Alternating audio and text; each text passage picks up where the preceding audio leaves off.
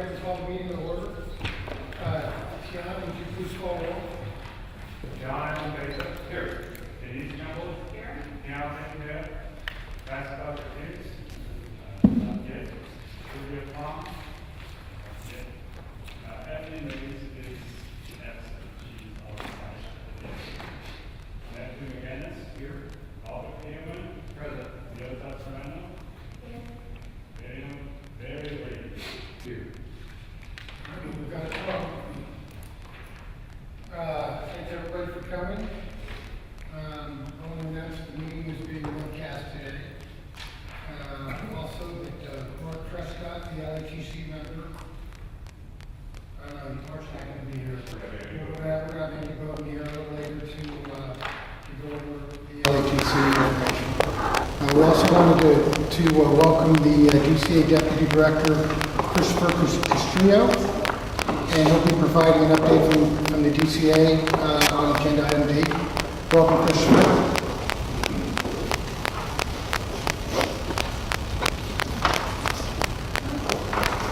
So Christopher, we're not quite ready for you. Yeah, no, sorry, just kind of going through the motions here. But we'll get to you on agenda D. Just wanted to introduce you here. Thank you very much. You bet. Thank you. We're going to break for lunch around noon. I didn't get to check to see where the bathrooms were. Everybody got a beat on that? There's a bathroom out there, but in that corner, as you go around, there's men's there, and it's So on this floor there, okay. And just a reminder that voting requirements, all motions will be need seconds, and so will need to be repeated for the record, and votes on all motions will be taken by roll call. We're going to move right on to agenda item C, the executive officer's report, and Doug College. Thank you, Matt, and welcome everybody, especially our folks from Southern California with everything going on down there. We've got almost all of you, and we'd like to have almost all of you for our next meeting. So we've been working on the doodle early for dates for next year, but at the outset, so we have it down. We're looking at February 28th for our first meeting in 2018, so please log that down. We're still missing one response, but once we have that, we should be able to identify the dates for the balance of the year. What was that first thing again? February 28th. I also wanted to touch upon Breeze. You've heard about this effort a number of times in prior meetings. So Breeze is DCA's business enterprise system, and we're working toward implementation of where we are initially is working with the department on several key elements. Major feature of this is process improvement. So a lot of this will be in the planning stage. So we've done an exercise where we've identified our functions, we've developed an initial project charter, and the most important piece for me will be from those functions we can actually do process mapping, and that's where you have the opportunities for efficiencies that you can gain. There's also a report being prepared by the department and control agencies, which fleshes out some of the pieces of the project.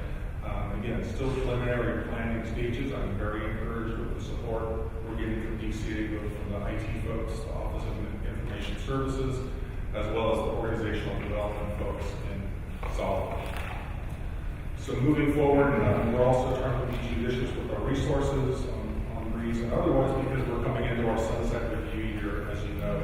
You'll recall we had an objective in our plan to monitor the process for CCIBC, the interior designers. That was an important opportunity for us because it gave us a sense of where the process is today, what issues are being raised on the cross-cutting side on the part of the legislature. So we got an up-close view of that. Similarly, boards just submitted their reports in November. Those are up this year. So come spring and March or so, we'll have a second view of the hearing process, how legislators are reacting to particular issues. So we certainly want to take advantage of that. The other good piece is we've actually reviewed the questionnaire the boards that are up this year are relying upon, and we've literally done a line-by-line review, and the magnitude of change is not significant. It looks pretty manageable. So we're in a mode currently where staff is updating the data needed for the report, and we're assessing the extent to which our narrative on policy issues will need to shift as well. So again, our report will be submitted in October, and our normal process is for the board to review the report at our June meeting and also at our September meeting so we can submit timely. We typically try to have the executive committee review it once prior, potentially in May. And then lastly, a legislative issue, you'll recall our written contract requirement proposal. So there's a state and a national component to this, which makes it fun. At the state level, this year there's an opportunity to possibly include the provisions in a committee-sponsored bill. Normally those types of bills are only for minor non-substantive cleanup issues. This year they're cranking it up a level, and there's a vehicle for quasi-substantive matters, we'll say. Because the bar was pretty high for the cleanup bill. If it raised any issue that had any heft whatsoever, it could not be included in that bill. So I have a conference call with the staff committee consultants next week on the issue to brief them, explain the provisions and why they're important. And hopefully it will be able to be included in that bill, and we'll work closely with AIA as we did going through the REC and the board process on that issue, so we can resolve any issues together.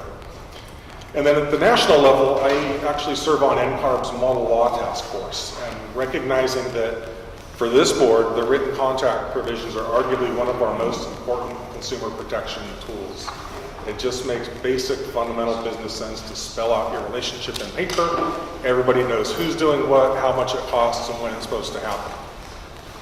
Interestingly, there's only 2 other boards that we've identified thus far in the US that have a similar requirement, Ohio and Nevada. But part of model law is supposed to be aspirational.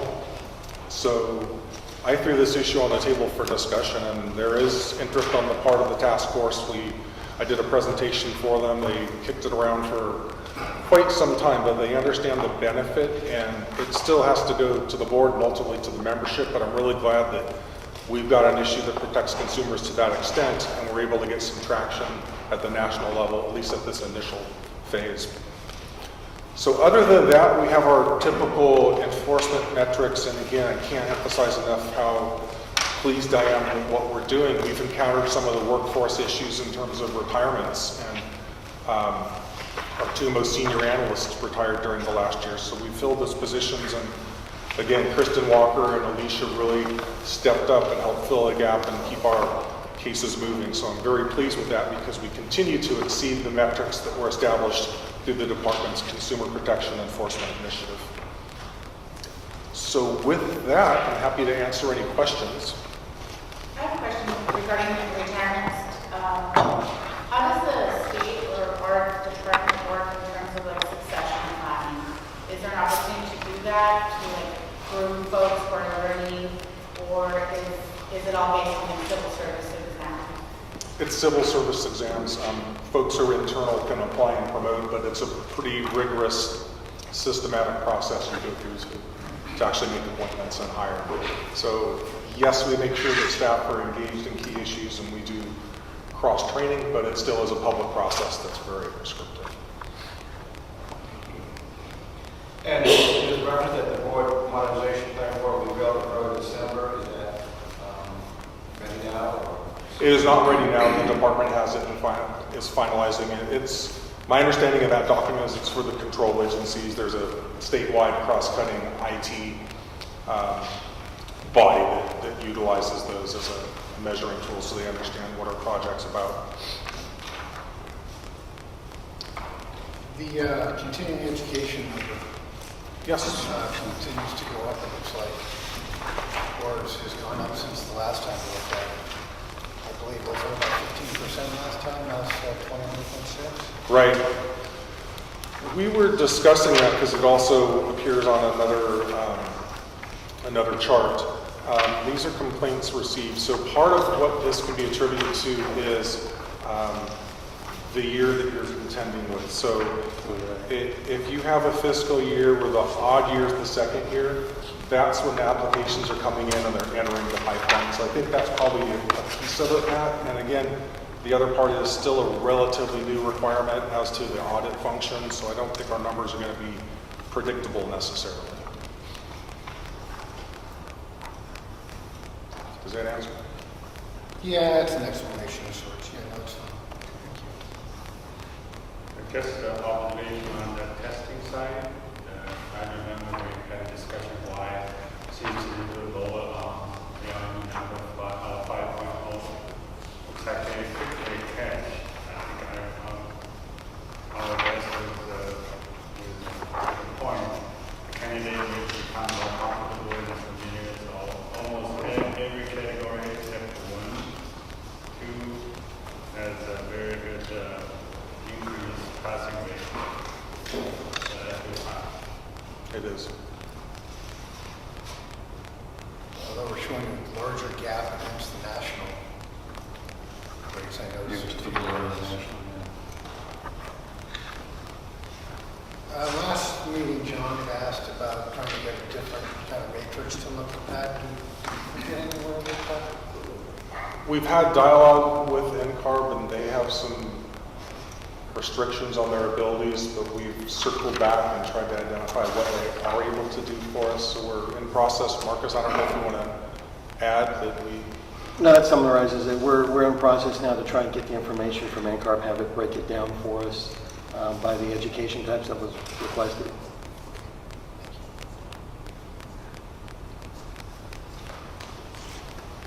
Got any other questions, comments? Well, all right, we'll move right on to agenda item D. Mr. Castillo, would you want to address the board? Welcome again. Hello again.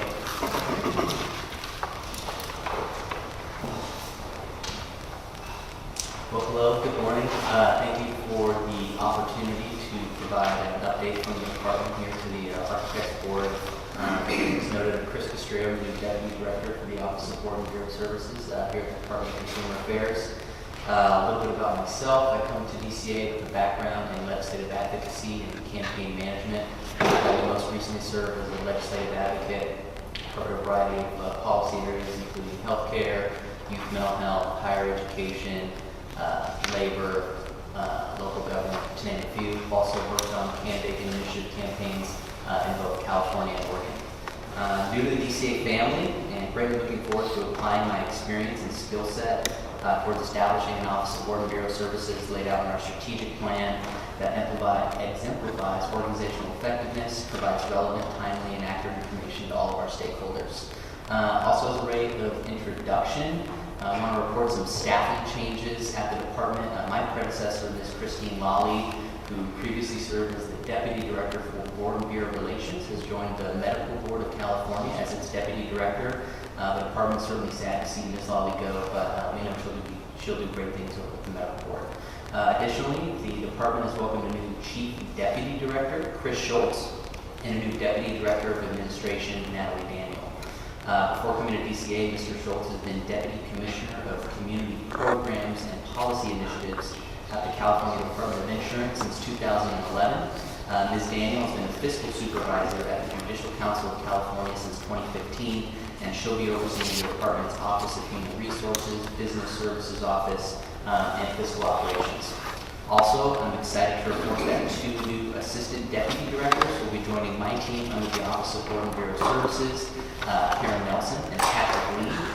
Ms. Nelson has been Chief Operations Officer at the American Leadership Forum Mountain Valley Chapter since 2014, and Mr. Lee has been Assistant Chief of External Affairs at Cover California since 2015. The department is confident that these staff additions will strengthen our ability to pursue the department's mission and the services that we provide to our various boards and bureaus, and look forward to having you on board. A couple of quick other updates from the department. In September, the department held the second Director's Quarterly Meeting with Board Executive Officers.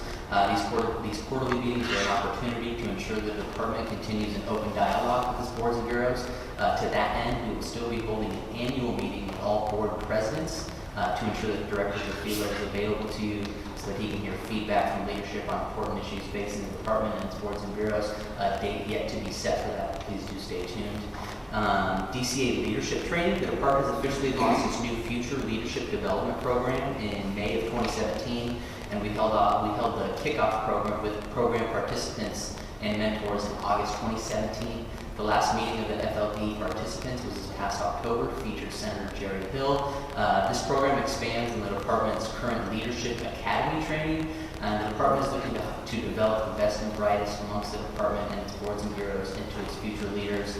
The program includes executive mentoring, customized leadership training, and project management. A little bit about Pro Rata. The department has established a Pro Rata work group made up of DCA and board executives to discuss potential improvements and how DCA communicates these issues across its boards and bureaus. As you all know, Pro Rata is the process by which the department distributes its costs amongst the board and bureaus to cover all of our departmental services, legal, publications, communications, legislative review, to name a few. This work group met in August, and in October we hosted the third meeting. Early in November, the department also hosted a Pro Rata open house, and that gave an opportunity for boards and bureaus and their leadership to meet the various department divisions, talk a little bit more about each what those divisions do and the services that we provide our boards and bureaus. The director is committed to maintaining an open dialogue on this issue, as we know it's one that's important to all the boards and bureaus that we see. The department released a strategic plan, in case you haven't seen that. That came out in July. That was developed with the assistance of Solid, outlines DCA's goals and objectives, and that's on the DCA website. A couple of quick notes regarding trainings. I had the opportunity to do my first board member orientation training this past November. Had a fantastic experience. I got to learn a lot. It's a great opportunity for our board members to come. That is a required training within 1 year of appointment or reappointment to a board. We just set our schedule for 2018. Our first board member orientation training will be March 21st.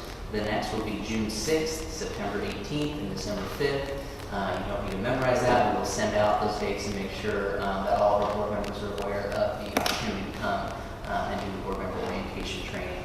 Also want to remind folks that 2017 is a mandatory sexual harassment prevention training year for the department. That means all employees and board members are required to complete this training in 2017, even if it was completed last year. The training is online, interactive, and can be completed at your convenience. If you have any questions about this, any of the trainings that may be required, please don't hesitate to contact my office. I also mentioned Ms. Nelson and Mr. Lee, who are all here to support the board and all of its variety of functions, including the trainings and the required trainings you're required to take. Just want to make sure you know the department's committed to serving these boards and bureaus. I had the opportunity to meet with your executive officer just last week.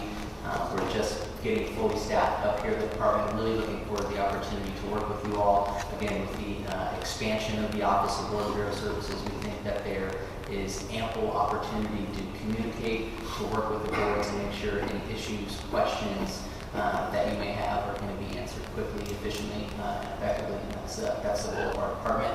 As always, the department can be of service to the board. Please don't hesitate to let us know. Appreciate your diligent work and value the partnership. And again, we look forward to working with you. So thank you for the opportunity to come and address you here today. Great. Thank you very much. Welcome to your new position. Thank you. Right. Yeah, please. Thank you.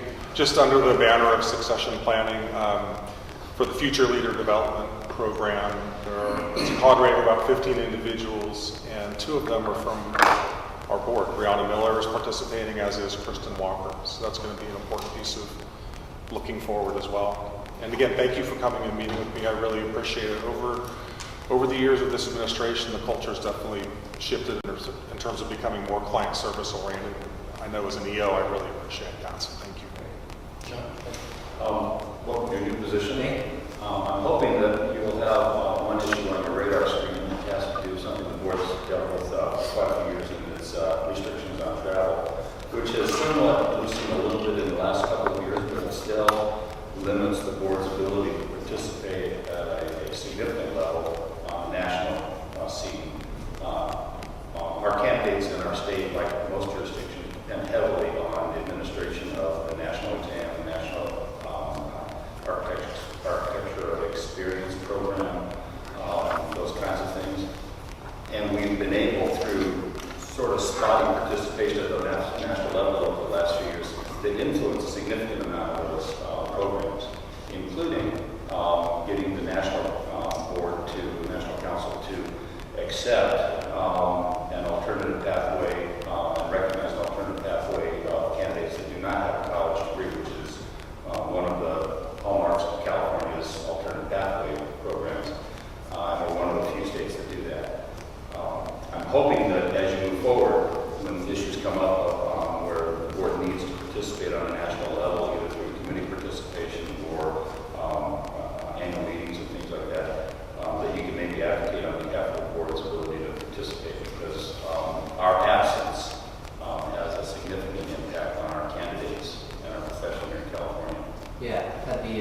opportunity to work on a couple of out-of-state travel requests already in a couple of months that I've been here. I think the important aspect of this is just making sure that we're communicating with the board what's going to fit, making sure that this requirement fits within the governor's mission critical proclamation. And again, my commitment to the board is working with the board members, the executive officer, on these requests to make sure that we are doing everything that we can from the DCA side that fits within that framework to give, again, the best possible chance of having that approved.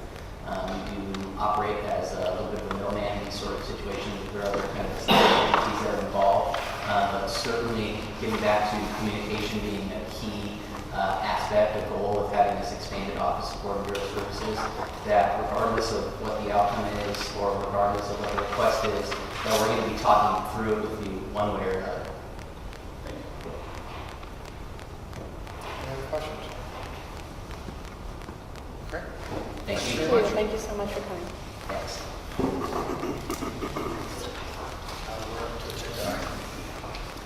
Agenda item E, public comment on items not on the agenda. If anyone in the audience would like to address the board at this time, you're welcome to.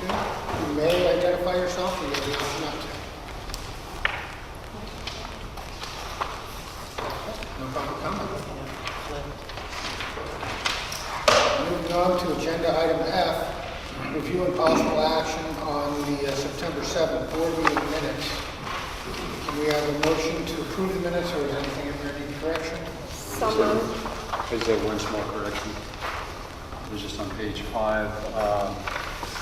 So that I noted the California State Polytechnic University has Pomona, and that should be San Luis Obispo.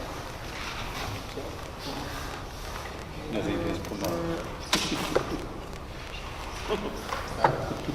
Approve the minutes as amended. Is there a second? Second. Can you take a roll call vote? John Baker. Aye. Denise Campos. Aye. John Ben, aye. Pascal Gutierrez. I'm not present. Sylvia Long. Anthony Marie. Absent. Matthew McInnes. Aye. Robert Gilman. Aye. Yourself, Aye.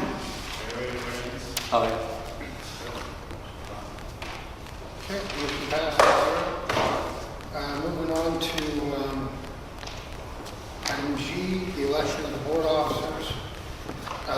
Pasquale and I were the nominating committee, and we have two options. We can either vote to approve the slate, or we can vote to, or we can nominate another. Denise Campos also ran for, or showed interest in becoming secretary.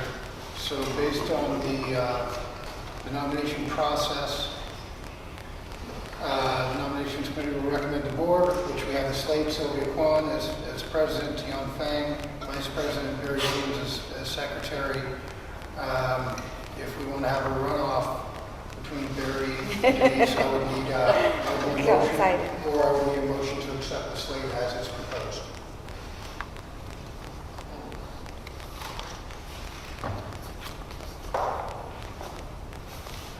I move to accept the slate. Is there a second?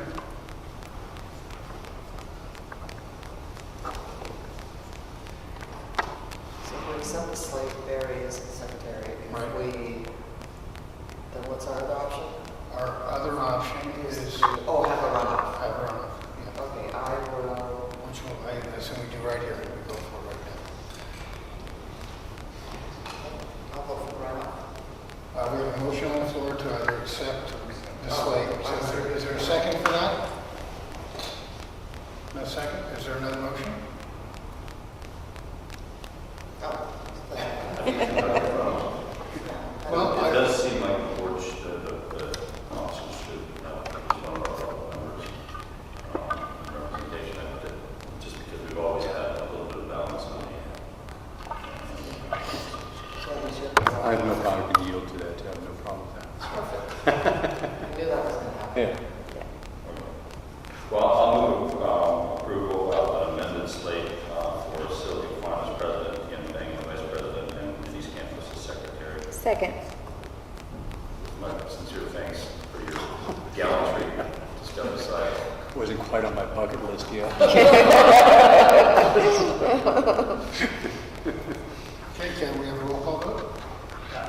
John Beckett. Aye. Denise Campbell. Aye. Bianca, aye. Pascal Gutierrez. Present.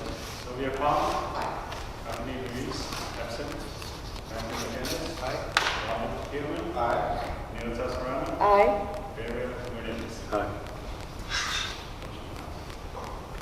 Okay, motion passed. Congratulations. Tom.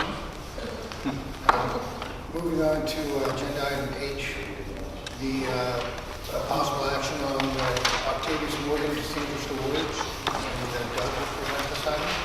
Yes. This is a board program established back in 2000 to recognize our tireless volunteer. We have a cadre of folks who volunteer literally hundreds of hours for the exam primarily, but also for committee work and other important functions like education. So we generally have between 2 and 5 folks who are nominated, and the board selects them. It's done in recognition of the tremendous value and benefit we receive from their work. We literally could not fulfill our mission without all these people, so it is important to recognize them. Board members contribute from their own pockets to purchase a plaque that we provide them, so no state role in that. So I'll just run through the 2 individuals we have this year. Traditionally, it goes to the executive committee first, but we lost our quorum for that meeting, so it's coming directly to you.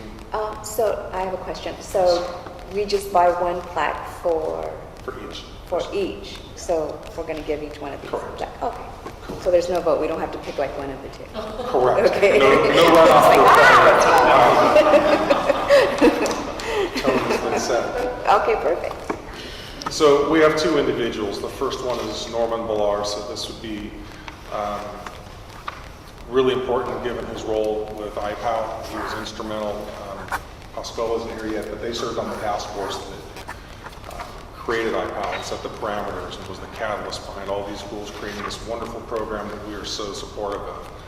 Norm was dean at Woodbury for 17 years. He was president of ACSA. He did pass in September, so we'd be granting this posthumously, and we'd find a way to recognize him via the school in cooperation with NCARB to figure the right way to do it. It may be that the school would want to host the award in a prominent public place. I think that would be appropriate, and Pasquale, of course, was very supportive of this.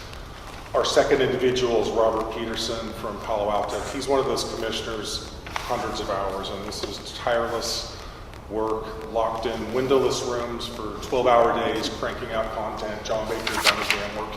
He knows the drill. So his work goes all the way back to the late 80s, as well as being a commissioner and serving on the panels for 20 years. He doesn't do that work anymore, but he's still involved in terms of recruiting new experts to help with our workshops, especially expanding the number of women we have in those groups. So those are our 2 nominees, so we would be looking for a motion to approve them to receive the award. Second. I'd also like to make a comment that I like the fact that both of these candidates represent 2 different parts of the state. One in Southern California, one in Northern California, and if we can keep up that trend, it'd be very, very nice. Agreed. Right. So you second? Yes, I second. Diane Baker. Aye. Denise Campbell. Aye. Bianca, aye. Pascal Gutierrez, not present. Sylvia Palm. Aye. Emily Louise Stepson. Matthew McGinnis. Aye. Robert Keelan. Aye. Neil Tesserano. Aye. Barry Williams. Motion passes. Moving on to agenda item I, discuss the possible action on the National Council of Architectural Registration Boards Tri-National Mutual Recognition Agreement for international practice between Canada, Mexico, and the United States. And Marcus Reinhardt, would you please present this item? So over the past 10 years, the board has been very supportive of NCARB's work in establishing reciprocity standards with other countries. In particular, last year, the board voted to support a resolution where NCARB would recognize reciprocity with Australia and New Zealand. In prior years, the board has supported mutual recognition agreements with Canada and also supported the broadly experienced foreign architect program. The trinational agreement that is in the packet for the board's consideration initially began in 2005, and it's taken this time for NCARB to finally bring to implementation the process. So in the packet, you find the standards that a Mexican architect must meet as part of the agreement and a Canadian architect. NCARB is asking boards to sign the letter of undertaking if they support the idea, and the board is asked to grant the president authority for signing the letter of undertaking if it supports it. So this last order resolution only recognizes Canada? The last MRA? Yeah, no, you didn't mention Mexico, so it's not a recognition of the trial state.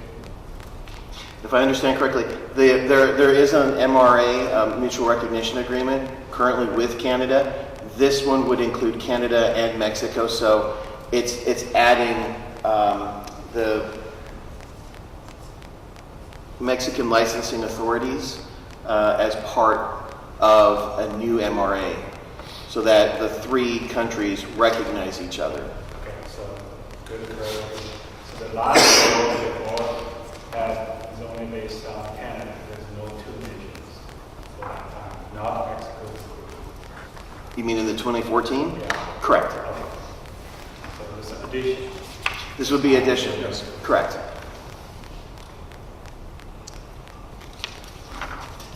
So, does staff have any recommendations either way? Is this okay? We would recommend the board support it. There have been approximately 20 states. I'm not aware of any states that declined, and it's consistent with the board's prior actions. If you supported beforehand, the letter of undertaking that they've asked us to sign still includes language that allows jurisdictions to administer local exams if we business. So it doesn't affect our CSE. We still have not given that away. So they have to go through the portfolio process and everything else like that. The broad experience for our program. Okay. Okay, I'd like to make a motion to support this item. I'll second. Can I ask a question, clarify my question? So we do have supplementary exam requirement for these. Yes. They will still be subject just like any other candidate for us process. Is that the same form, taking physical exams or online, right? These exams online? Test center. Computer-based, not online, but you still go to a test site like So they that. have to travel to the state? We have test sites. There's still centers outside of states that I'm sure, depending on where they're located. Yeah, we don't have any in out of the country. So they would have to travel to one of the test centers. I mean, we have approximately 25 in-state and I would say about 20 out-of-state. So they could travel to any of those. Is the test offered in any other languages than English? No. Any difference at all compared with California candidates to take that exam? Any prerequisite,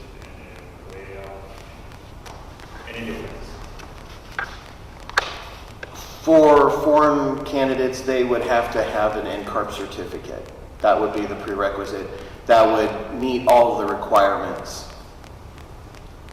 That's the basis of the MRA, is an avenue to which an individual from either Mexico or from Canada can receive an NCARB certificate. I second Neil's resolution. We got a second. We have a second. You already second? So we've got a motion on the floor. I have enough for the second.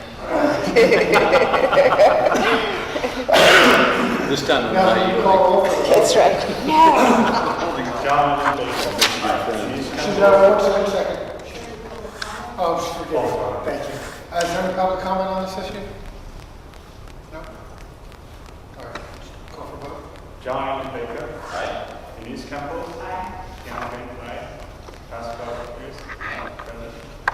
Sylvia Palm. Aye. Anthony Luis. Absent. Matthew McGinnis. Aye. Bob McKeown. Anita Serrano. Aye. Barry Reynolds. Aye. Motion passed. Motion passes. Moving on to agenda item J, discuss some possible action on reducing the mandatory wait period to retake the CSE. Marcus, would you present this item also? At the board's September meeting, it directed staff to research whether it was possible to reduce the mandatory wait time to retake the California supplemental examination. Staff requested that OPES determine whether a reduction in the wait time could be achievable while maintaining the defensibility of the CSE. OPES researched the matter and determined it would be possible to reduce the CSE retake wait time from the current 180 days to 90 days and maintain the defensibility of the CSE.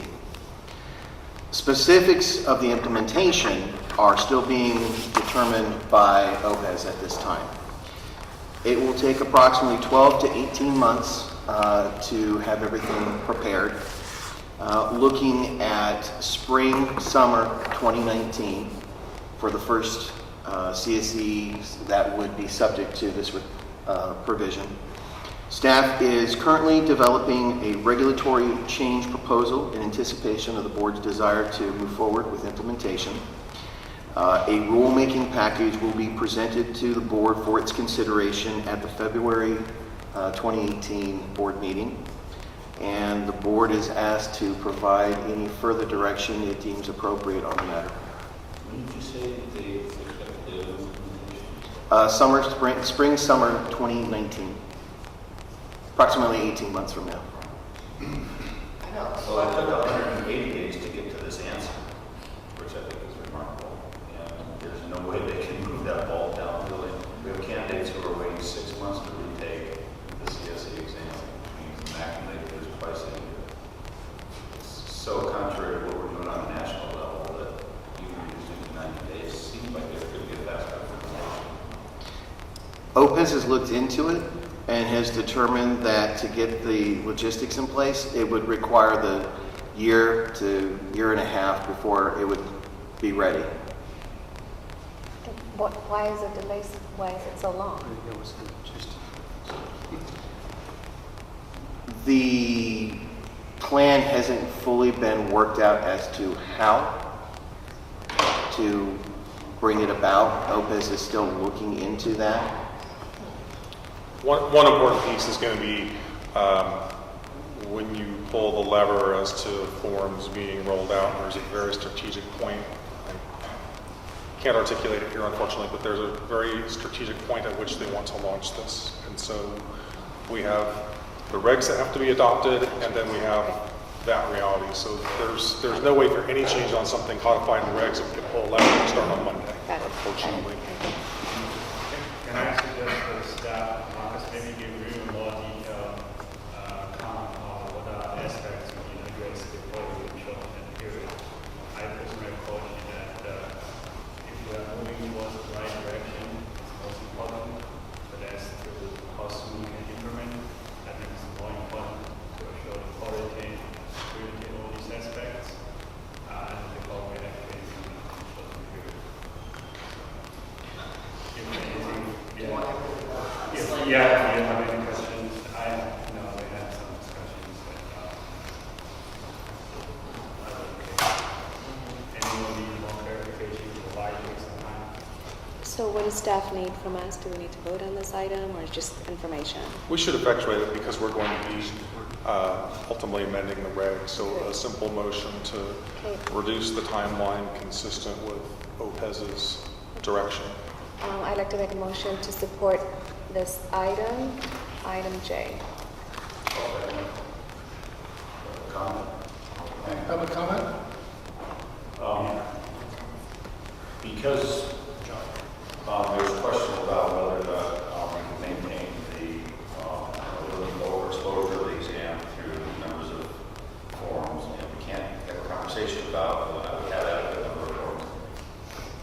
in a public setting like this.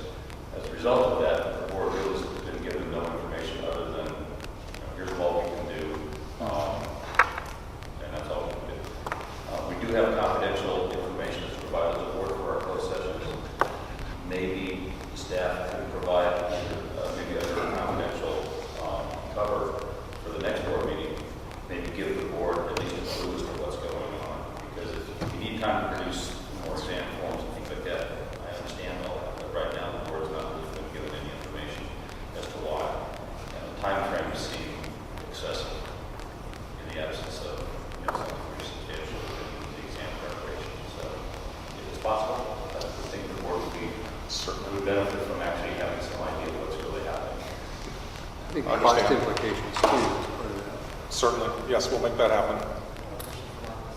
So Marcus, as far as you know, or what you can tell us, when the exams are taken currently, how many months later? 6 months later?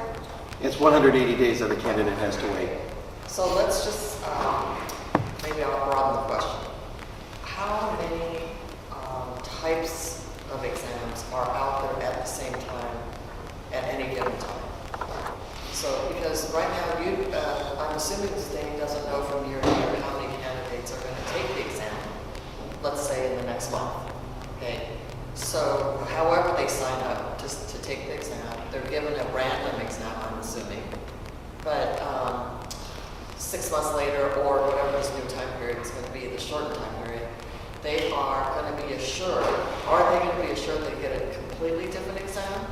Or is it random again? I'm just trying to understand what is causing the delay, whether they have to keep creating new exams or whether there's a whole series of exams out there already pre-made and then they're just assigned randomly. Unfortunately, the details that are being asked would have to be discussed in closed session. Okay. That's fine. I was just trying to find out how much we can find out. Yeah, unfortunately. Okay. Sorry. Perfect. Okay. Is there any way for a candidate to take the same test twice? That's kind of what I was asking. In a way. And does that have to be answered in closed session? Closed session. Closed session. That's closed session also? Okay. They trying to ask that. Any public comment? Okay, we got a motion on the floor. You seconded the motion, correct? We want to do a roll call vote, Tiana? Ryan Baker. Denise Campbell. John Wayne. Jessica Pierce. Present. Sylvia Clark. Darlene Weiss. Absent. Matthew McCandless. Aye. Robert Pearman. Yota Serrano. Aye. Ariel Williams. Okay. Yes. All right, moving on to agenda item K, the professional qualifications committee report. Tiana, would you please present this item? Okay, I do a quick overview and Marcus can provide the details as necessary. So it was a well-attended meeting, Sue Peterson and telephone. I remember the one or two, we remember the same conversation. And three items I think was notable, we discussed, and also each one with action items. And the first one is about effectiveness of continuing education topic, and well discussed. And some of the functions or usefulness of the continuing education well reviewed by staff, and I believe there's a plan that the staff will draft a report plan to submit to legislature at some point. Perhaps I can make a decision at the next professional qualification committee. The second item we talked about was the candidates handbook for the state of California. And I think the two main points from the discussion was we want to make it concise and more helpful to candidates, and also telling them some of the responsibilities once become licensed for the continuing education, to remind them of the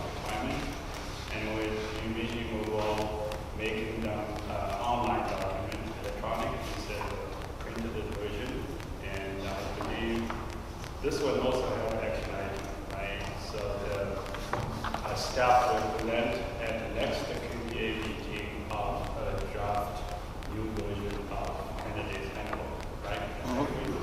And the last one, that's the most important one, is that the staff will report on items how board will continue to support the IPAL program at the national level. And I think that's the overview of this. Yes. Okay. Oh, by the way, the last item will be discussed in this voting. Item K, right? Correct, K2. Marcus, do you have anything to add, or do we move on to K2? No, that actually summarizes very accurately the meeting. Not a question, I think you have the report, the legislation due the first of 2019, so we're trying to get it done in this particular timeframe. We're working to get it done before the June meeting so that it'll have the same opportunity like the sunset report to be vetted by the board a couple of times. Any other questions? Thank you, Ted. Marcus, could you present agenda item K2, a possible action on PQC's recommendation regarding the strategic plan objectives?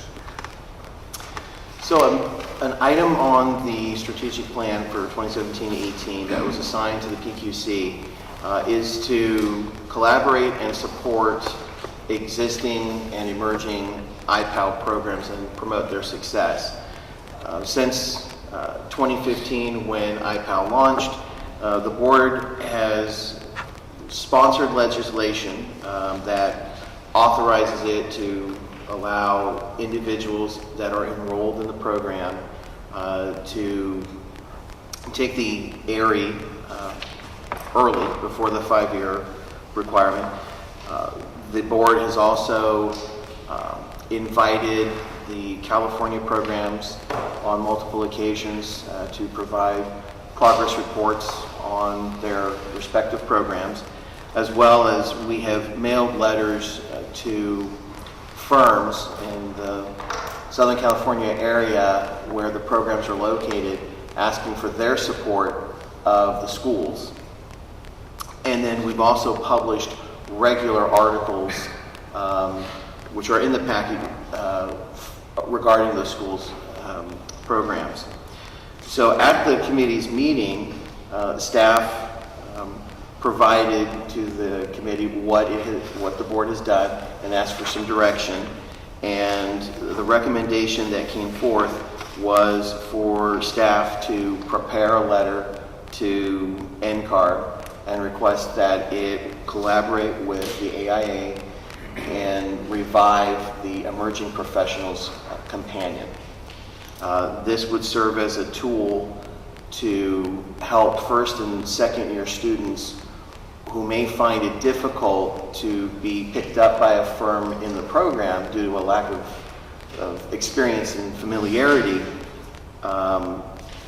and provide them with some exercises in a live environment that would give them exposure to professional practice.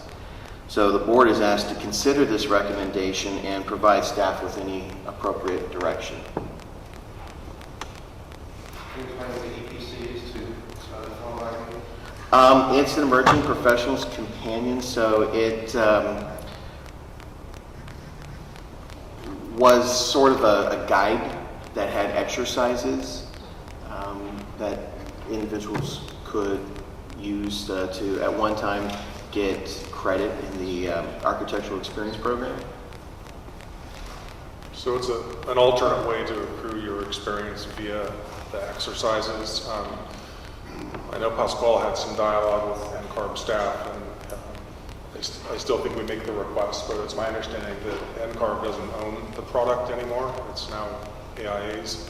That doesn't mean we don't make the request, because it's important to provide options for candidates as they matriculate through the process. We're hearing feedback about how it's working or not working in firms. To the extent there's some flexibility, that's a good thing. John has an IPAL intern in his firm. The piece where there might be some opportunity moving forward, these are just initial conversations at NCARB, is there's consideration of developing an IPAL guide for firms, which there would obviously be a pretty serious need for. So I think we want to encourage that effort and be involved in it as it moves forward. Well, if this EPC is to be revived, that means it died. The reason it died. Pardon me? Just saying you have to revive the EPC, that means it died. How did it die? What are the good reasons for it? I think it wasn't used sufficiently. I'm told that the percentage of candidates was very small that used it. So it could well be that we've created a context with iPower where its value has increased exponentially.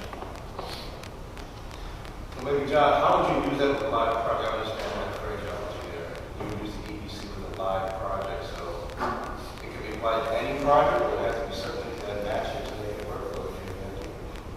Yes, Yeah. I was curious if the proposal is to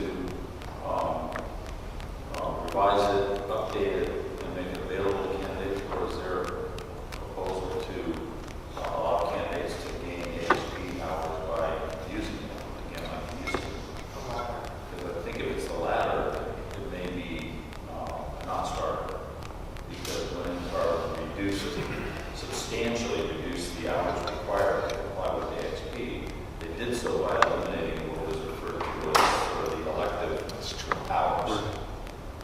And there are still states today that don't even buy into the reduction of hours at all in any way. So trying to put that back into the game would probably be a non-starter. Although I think if it's a good resource, it would be revised to be more relevant to today in the ITAL program. It may be a great tool for students. Yeah, to me, it seems like it should be looked at, but I kind of agree with you too, Doug, that, maybe there has to be something put out there that really is focusing towards the IPAL program. And that really works, in conjunction with that part of the program itself. Whether we can pull some things out of this or what, or who does it, I guess is the other thing. But I think it is important, I think, to have that as part of the program, especially for the early people that are coming. Yeah, I think what we're seeing right now, this is the first generation of this program. Clearly, sort of the rubber's meeting the road now, and the reality setting in. And to me, there's the conflict of firms having to pay, number one, because these students are committing themselves to a lot of work hours at the same time as a lot of school hours. And I believe that they need to be paid for those work hours, which means that the pressure is on the firm to make them productive. And they're finding that first and second year students are not yet productive in the way we like them to be productive and be billable. So I think we're seeing this sort of conflict, if you will.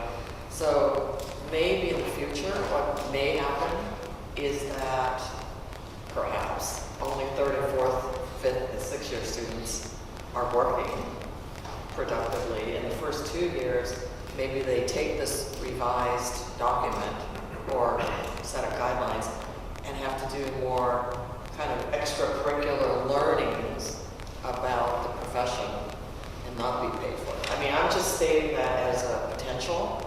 And what it may do, it may drag out the length again a little bit. Because this IPAL program is very ambitious, as we know, really aggressive. And what we might find out is that it's not going to work. I don't know that yet, but just the fact that there's, we're hearing now there's pushback from the firms on, like, I'm not paying that freshman student who knows nothing 20 hours a week of paid internship when they can't produce anything. I mean, I get that. I don't know, what year is your student right now? We have a couple of students at different levels, and what the new school architecture has concluded is the first year students aren't eligible for internships. They create a program called Job Shadow. So they'll have a student in the office 4 hours a week, and they'll sit in meetings, they'll sit, just be at that level, just to figure out what it's like to be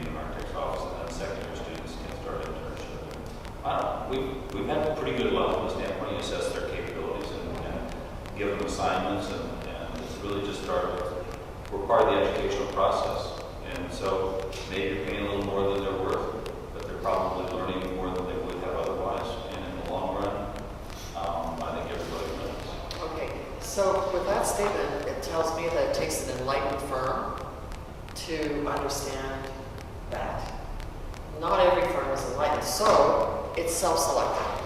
So that's another, the fact that we are communicating with firms right now in Southern California is good, because it's sort of saying, hey, here are the criteria that we need you to understand that they're going to possibly start in their sophomore year, and you're going to have to understand this is part of the educational process. I think that's really an important statement, and you need to still be willing to pay them for the educational. Somebody way back and put up with me my first couple of years. We're all there. That's what you say. We're still putting up with you. I think, realistically, I think it would be great that this might be an opportunity where firms in academia could actually start having a better dialogue.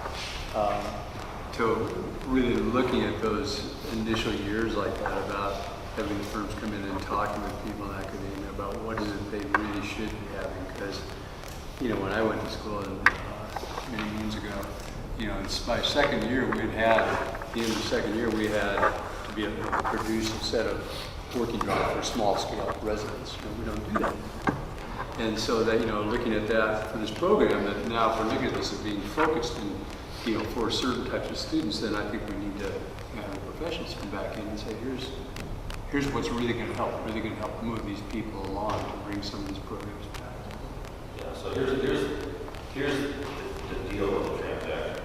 As practitioners, we have to buy into the fact that maybe a little bit of our practical experience that we're giving candidates is also somewhat an educational process. And I'm hopeful now schools will start looking at it and accepting the responsibility that although we're primarily responsible for education, we have to accept some responsibility for some practical knowledge and skill set development as well. And I don't know if that's happening across the board. I think there's still a sort of this we're not involved in how buildings actually go together. And Yeah, that's hopefully right. that'll change. So I'm saying in an idealistic world. But I think it has to be that way. And I think this is that opportunity with this new program out there to be able to do that. We're not trying to change a whole curriculum. We're just saying, no, what we're trying to do now is focus this group of students that has decided to go through on this program. And there's going to have to be some changes, some courses that, I know that was one of the questions I asked Woodbury, does everybody get to take everything? He said yes. It's like, well, maybe there has to be some change to where some courses are just directed towards those IPAL students. And That's a little years out, they will do a little more. yeah, exactly. The end of the students will Yeah. Yeah, okay. So John, what's your objective if they've got a program that's going to offer you tools to help educate your interns through the AIA, I don't understand what the resistance to using that would be. Oh, I don't think there's a resistance to it. I was referring to giving candidates AXP hours for those things. So they just wouldn't get AHP hours. Right, and the reason is they reduced the AXP hours now down to whatever it is, 3,600 or whatever it is. And it's entirely focused on work experience under a licensed architect. And the alternative pathways, a lot of the alternative elective hours were created when the economy was in the dumper and kids were complaining they can't find a job, so they could, okay, well, we'll do this and you can gain some, so they can use their time productively and gain some hours. And I think the consensus was that maybe those hours weren't as valuable. There are a lot of states who would say, yeah, forget the elective hours, make them all back to 5,600, make them all an architect in an office, but that's still a perspective of some jurisdictions. Really? You basically said, okay, now you can do it in a year and a half instead of 3. Well, but does this, the recommendation talks about using the exercise on live projects in their respective office as a teaching tool. Doesn't that mean it's under the jurisdiction of the architect? Is that what, that's the intent of that's the way I read it? Yeah, I mean, not understanding exactly how that works, I was looking at it the same way you were, that here's a tool that you can use in your office for these students, but you're telling me they won't get credit for it. Yeah, besides, I have lots of real questions I can use in my office for them, so it's like, hey, I don't need exercises for it. Fake projects. Right, I mean, Okay, so along those lines of what you learned the first 2 years versus what you learned in the last, 4 years. So here's what I think happens, and Barry, you can correct me if I'm wrong. So in the first year, for sure, my understanding is that most programs want to teach you, obviously, to think, and secondly, to hand draw, and really be able to go brain to hand. Because nobody, correct me if I'm wrong, but no program that I'm aware of wants you to go from your brain to the computer immediately. Because that takes the opportunity for you someday when the apocalypse comes and there are no machines anymore, you can still use your hand, right? Plus, it's a good idea anyway. Literally, just a quick sidebar on that. We literally had a graduate come in to our office who was so proficient on the computer, Rhino, SketchUp, whatever you want, just proficient as heck.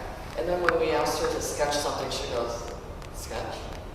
She literally skipped it because she was like an option 3 kind of student where she came in from another profession and went right into the graduate program where they don't, I guess, some of them don't teach you how to draw, and she didn't know how to draw. And it was frightening for us as a firm to say, oh my God, we're sending out these people who are skilled only in one medium. That's really frightening. So based on that, my understanding is that for the most part, you learn how to draw and so on and so forth. Herein lies part of the problem, is that when you come into an office as a very, very junior intern, you don't get to do too much sketching. We put you right on the boards to pick up red lines on the computer and things like that. So I see kind of a conflict right there, and perhaps there's something to be done. In our program, Cal Poly, it's they do start off kind of with hand drawing, model making, things like that, but it's kind of getting less and less. They actually do get into computers by the second quarter and are working in the Rhino, the 3D type things, and a little bit into some of the 2D aspects. But we don't have a lot of the hand sketching. I do this Mexico quarter, and we do no computers at all. Everything's hand drawn. Everything is sketched. We sketch all day long, and all of our projects are hand sketched. And it's really amazing that this last I just came back from for 10 weeks down there and talking to them, and 2 of them had never sketched before at all. And that was kind of eye-opening for me because I've been in kind of more than 50 that graduated and realizing that. But I think they all enjoyed it. So I don't know. I think we're getting too much into, and my colleagues will, I'm sure, the university will probably disagree with me, but I think we're getting too much into the 3D computer thing too quickly, not as much about how things go together. That I think would help. How does that, not having that technique as a practitioner, hurt a consumer?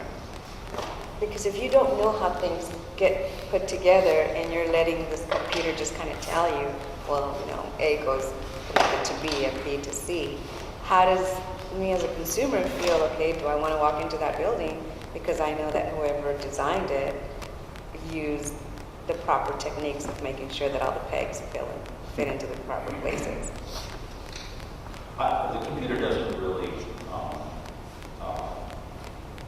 put a building together for you.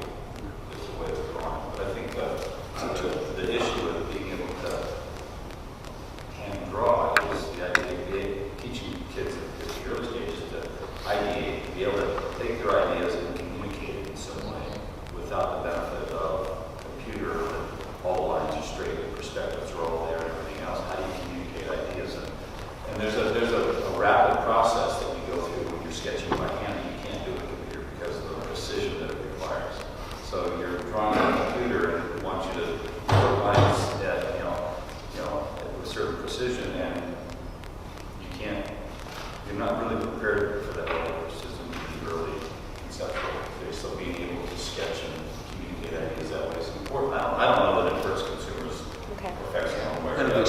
so much more in the process. This hasn't worked either. Until it does.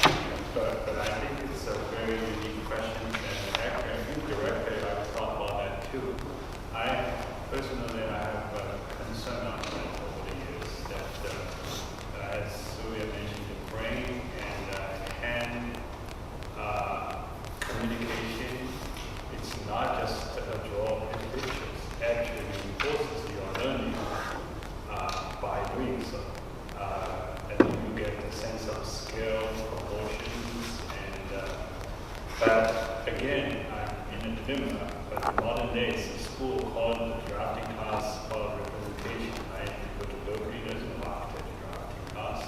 I think it's called representation. So you can represent yourself in any other ways. So computer is a regular tool. But I think it's interesting. Someone maybe do a study on that. When an individual young person has lack or no training at all, express his ideas, either structural integrity or functionality or water resistance or provability, without this embodied, I call it, communication, in any way undermine their actual ability at all. If it is, may have some implication to the consumers. So, more direct effect is if you can handle or quickly communicate in front of your consumer right away and in real time. And that has been really achieved by computer representation. And so that could have some implications because you're not communicating in real time and responding to consumers by relocating that door just in second phone number. So I like to explore that implication, but it's more educational and academic aspects that maybe have some implication to us. Thank you. Great. I agree with you. I think that they and I, writing the drawing, when you're actually doing it, I think that you're learning, you're communicating, you're able to process it better, understand the spatial aspects.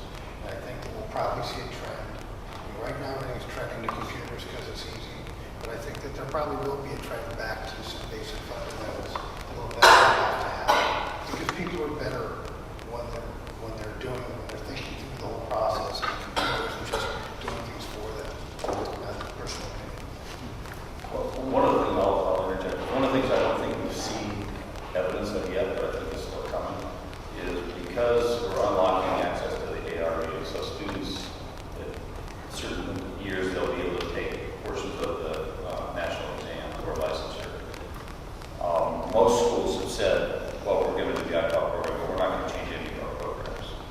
And I think that's a nice statement to make, but I think as students begin to integrate the ARE exam during their educational experience, I think there's going to be pressure on the universities to start teaching programs that prepare kids for those exams. So the practice management exam, project management exam, all those different things, which I think they're going to find a need to start adjusting their programs to start addressing some of those practical application things that kids are going to need to be able to be successful on those exams.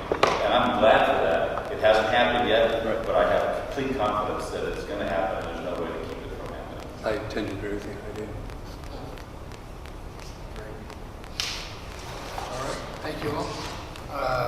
Moving on to agenda item L. Review and possible action on the proposed amendments to the Board of Disciplinary Guidelines, California Code Regulation, Title 16, Division 2, Section 154, Disciplinary Guidelines. And Kristen Walker, will you please present that? Pardon me, Matt.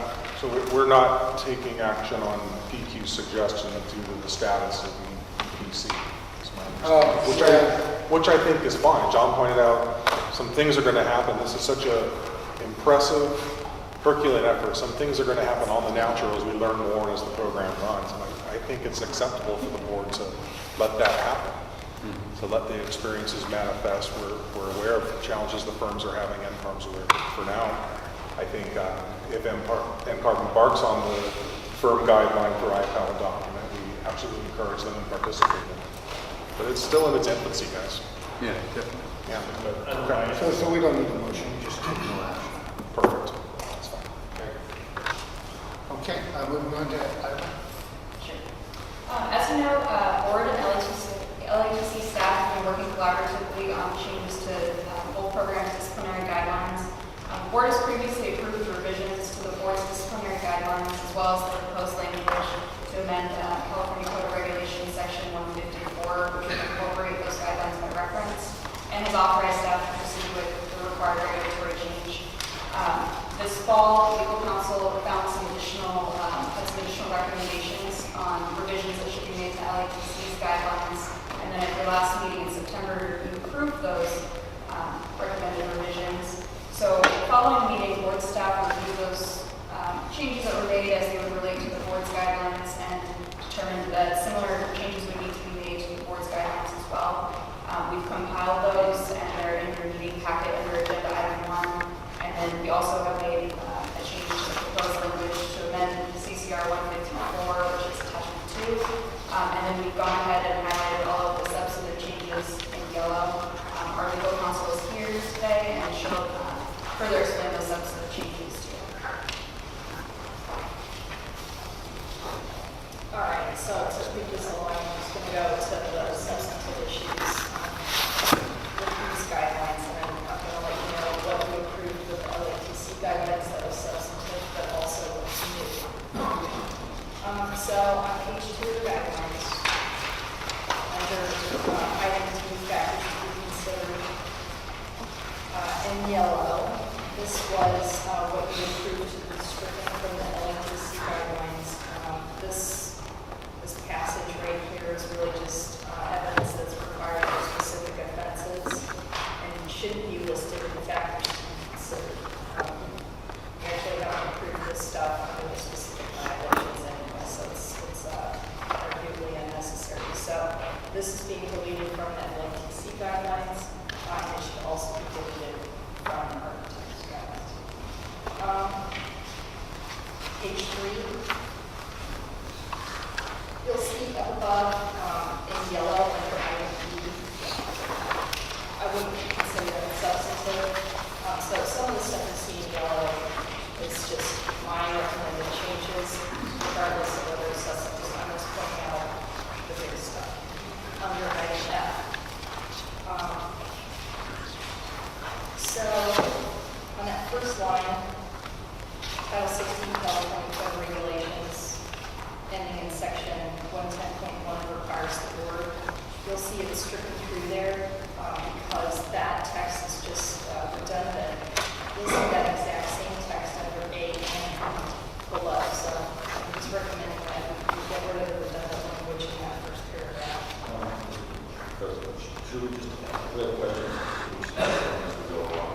Yeah. I have a question on this page, and it's really item A under B. The preceding paragraph, talks about,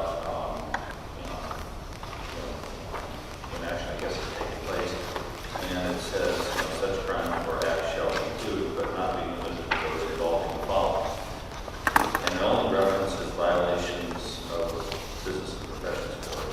It doesn't make any reference to criminal conviction or anything else. Is that, what's the reason why that's just limited to one item? Well, right now, that's mainly because it's coming directly from the regulation. So at some point, the board, when it was adopting the regulation and submitting to OAL, decided to only list the one. So I'm not exactly sure about the history of that regulation itself. These guidelines reflect the regs. So who's not proposed new language? It is new because we're just saying, hey, everyone who's looking at the board's disciplinary guidelines, like administrative law judges, particularly the public deputy attorneys general, this is the stuff you should be looking at. These are the items that are important when you're doing, when you're prosecuting or if you're adjudicating disciplinary actions. This puts all of the relevant information into one guide so everybody's got it right this substantial relationship criteria is the board's regulation itself. Okay, so it's new language in this document, but it's actually being pulled from something else here for reference purposes. Yes. Okay. So, this recommendation under item F, page 3, to remove the redundant language, that was not included in the LATC guidelines, so that will need to be reviewed for those guidelines. Although this looks like it's not substantive, I'm recommending that for the LATC stuff it be included because there's a more pressing problem with both sets of guidelines that I'll show you shortly. All right, so the next one is on page 9, section 5588. I'm suggesting adding failure to report settlement or arbitration award. Just adding the words failure to that term that's already proposed. Mainly because the requirement under the section is to report settlement or arbitration award. We don't clarify that it's a failure to, which is the violation. It appears that the report itself or the contents therein is the violation. So we just want to clarify that it's the failure to submit that report that's the violation.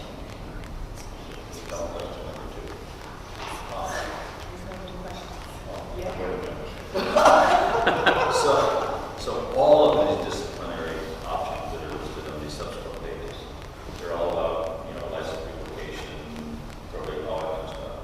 There's no reference at all in any of these to fines. And I know in a lot of cases we impose fines. So is that a different section or just, you're aware of it, they don't show up on any of these? Well, I think it's, Doug, help me out. I think it's in either your statute or your regulations that fines require a citation. So,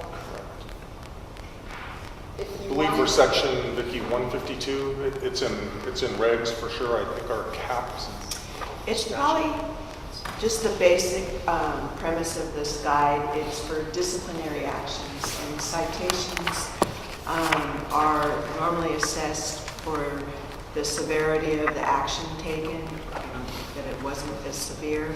So this guide is for accusations where we're either going to suspend or revoke a license or put them on probation. So a citation is a different mechanism to handle a violation. I guess I'm thinking, I'm looking at a document that's all about disciplinary guidelines and what we can do. And there's a whole subset of that that has to do with citations and fines and things that's not even referenced in here. Should it be? Is there a reason why that's something else you have to go someplace else? Or how do citations play into some of these things? I totally agree with your question because I was reviewing this and wondering, where are the fines? Why isn't that added here? So I went to the regulation 152. It's in E. It says a citation shall be issued whenever any order of abatement is issued or any fine is levied.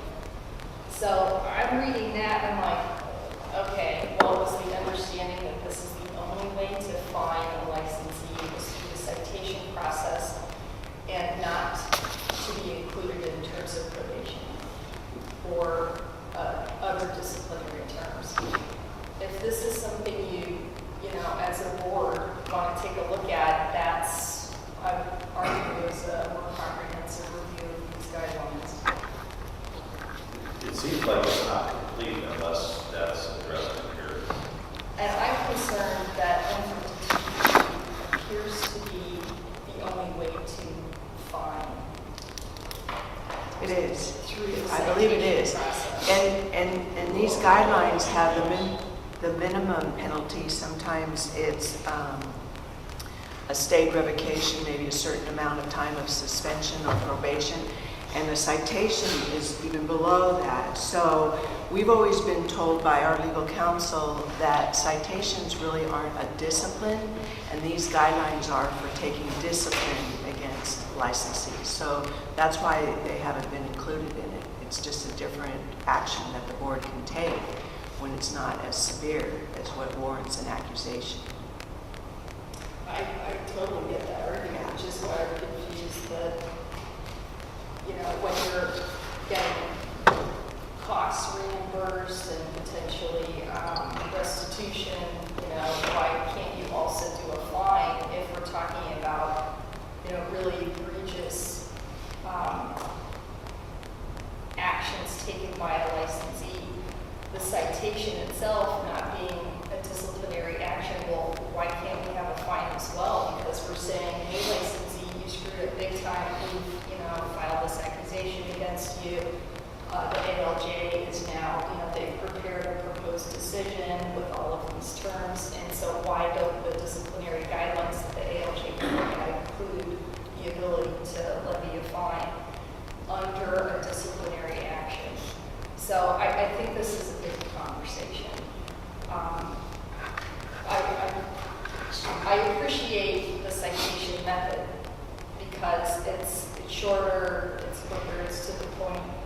As far as your disciplinary actions within these guidelines, you know, isn't sufficient to just get your costs reimbursed because that's going to be significant. That is a significant burden and term on these licensees in many respects, because if the board is having to investigate all of their conduct and, you know, review a bunch of records and then you know, submitting it to the Attorney's General Office or Office of Attorney General for review and preparation of documents and staff time, all of that adds up, and that in and of itself, you know, it's not a fine, but it is money that is charged against the respondent. I know other boards have all three. You can do cost of reimbursement, restitution, and a fine. I don't know the history of this with this board as to why no fines are included here, but your regulation looks like the limiting factor, that if you want to do a fine, it's only through the citation process. It seems like one or two things should happen. Either that aspect of discipline should be integrated into this in some form or fashion, or at least there should be some paragraph that refers you to the citation process, and maybe there's regulation for citation. But right now, this is missing a big component. I'm not sure. If someone were asking, you know, how do we handle discipline, I wouldn't know the citations even existed if I read this document. I staff to help clarify it. So the nature of the document, the intent of this document is more guiding and more proactive advice or forewarning to licensees that these are things, some of the disciplinary actions. So it's not really intended for enforcement document, right? So No, I think it is. It's intended for the judges to utilize when making decisions. And when we get a case, part of that usually is information to us saying, okay, based on this violation, here's your options, here's what you can do. And that's the same whole thing. okay, my question is the document assesses actual penalties. Is it not penalty-based yet, right? It is a qualitative of the guidelines. So, well, if you do this, this is a violation. And if it's a violation, you will suffer with this. But it will not go down to what well the penalty. Yes or no? If yes, I think the reference to fine fees should be here. Maybe not telling exactly the amount, but then it's subject to fine. That's not in reference. I mean, we can certainly do a cross-reference. The section, the relevant section 152 is going to be in the citation. It's going to be in the documents the judge sees during the hearing and what comes to you. The purpose of the guidelines is for disciplinary action. That's when you're formally taking action against the license. If someone's going to be suspended, revoked, on probation, and there could be conditions to it. Money's not part of those, as Vicki alluded Other to. than the cost recovery. Exactly. A monetary penalty is not part of that. When we talk about it internally, part of the philosophy is, okay, well, in terms terms of stuff that can happen monetarily. We'd like to see the consumer made whole, and that's a possibility, and we'd like to recover our costs. The challenge is, if you end up in a scenario where you have 3 different things happening that have a monetary impact, there's nothing good is going to happen financially in terms of good outcomes. So that's part of the philosophical discussion we have on it. If it's something we want to get into and consider going forward for disciplinary actions, I think that's probably another conversation that's going to require some serious research. Doesn't mean we don't look at it, but I'm just wanting to underscore that. Cross-reference fundamentals, these things also something to define it is really with another agreement on how to find Right. So we're thinking cross-reference. I'm not sure about a cross-reference because the citations aren't disciplinary actions. These are disciplinary guidelines. So cross-referencing to citations which are not disciplinary, I think would probably confuse individuals like ALJs and DABs looking at this stuff because they're going to see citation, oh, that's where the fines are, and we can start lumping all this stuff together. No. Yeah. It seems to me that the way we have it now is more nimble. If you start mixing them together, it's a lot more clutter. So what you're saying is that when you get a disciplinary action against you, you don't actually collect fines or fees? We don't assess penalties. We No, can no. recover certain costs. How, okay, and on those costs, are we getting reimbursed 100% of the time? It depends if they fulfill the terms. So is there like a big AR or accounts receivable for this, do you know? It's a relatively small number, but Vicki, how's the tracking process? We're limited by what's allowed in statute, and we're allowed, I believe, like if our architect consultant helps investigate the case, we're allowed reimbursement for the time of that. We're allowed certain reimbursement up to the time it goes to hearing, and that all has to be documented and presented to the judge to include in the proposed decision. And then, like Doug And said, that's like that if the respondent $7,000 doesn't- figure that I see all the time, right? So do we get that back most of the time? Pardon me? Do we get reimbursed most of the time? Do we get reimbursed? Well, lots of times it's included in the proposed decision, and then the respondent pays it, but sometimes the respondent does not pay it, but it just depends. But I understand the cost of reimbursement actually reference here. Right, it's everywhere. Where? Yeah, because I know that we have some challenges in past meetings where we can't get the money because there's no way to find the person. Because we don't have a social security number, we don't have a driver, there's Right, so that's not information that we don't have. Right, so that's not discipline. Also, if the respondent is ordered to pay recovery as part of their terms of probation and they don't, then we can petition to restore the stayed revocation and proceed that way because they haven't honored and paid the recovery of costs. Okay, thank you. So just so I understand correctly, the disciplinary guidelines are separate from citations, right? So there's no numbers attached to this, right? That's what we just said. So it would be separate how much people would be cited versus this is the document that designate what it is that the board oversees for the terms regulation. So citations always in the charging document, the citation itself, it references what the violation is alleged to be, as well as the regulation that typically is this way, the regulation that provides for the Class A, B, or C citation.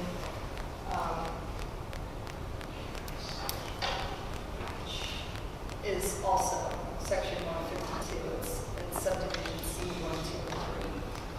That is because it's a completely separate action that the board can take against licensees or unlicensed individuals. That is not referenced in this document, the guidelines.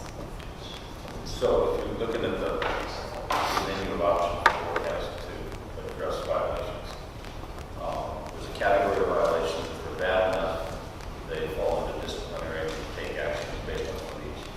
If it hasn't been really, really bad, I guess, then we can impose a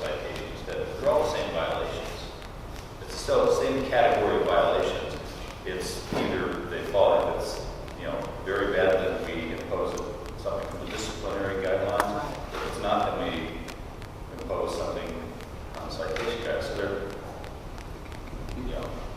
there's still a form of discipline. It's, whether or not you're hitting over the head with a stick or javelin knuckles, still a form of discipline.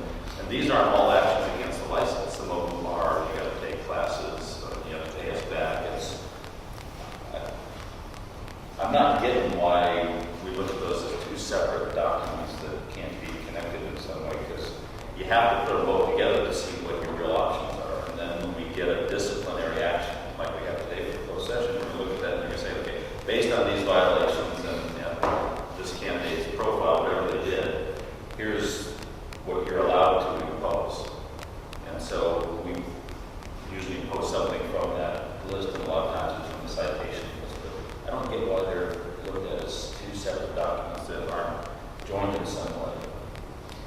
Right, and I think your ultimate point is just, why can't you fine under a disciplinary action? A citation is just a quicker process, it's a slap on the hand, hey, you screwed up, this wasn't, end of the world, you screwed up, but, hey, we're letting you know that you need to fix this problem, we're fining you for this action you've taken, and, we're all moving on.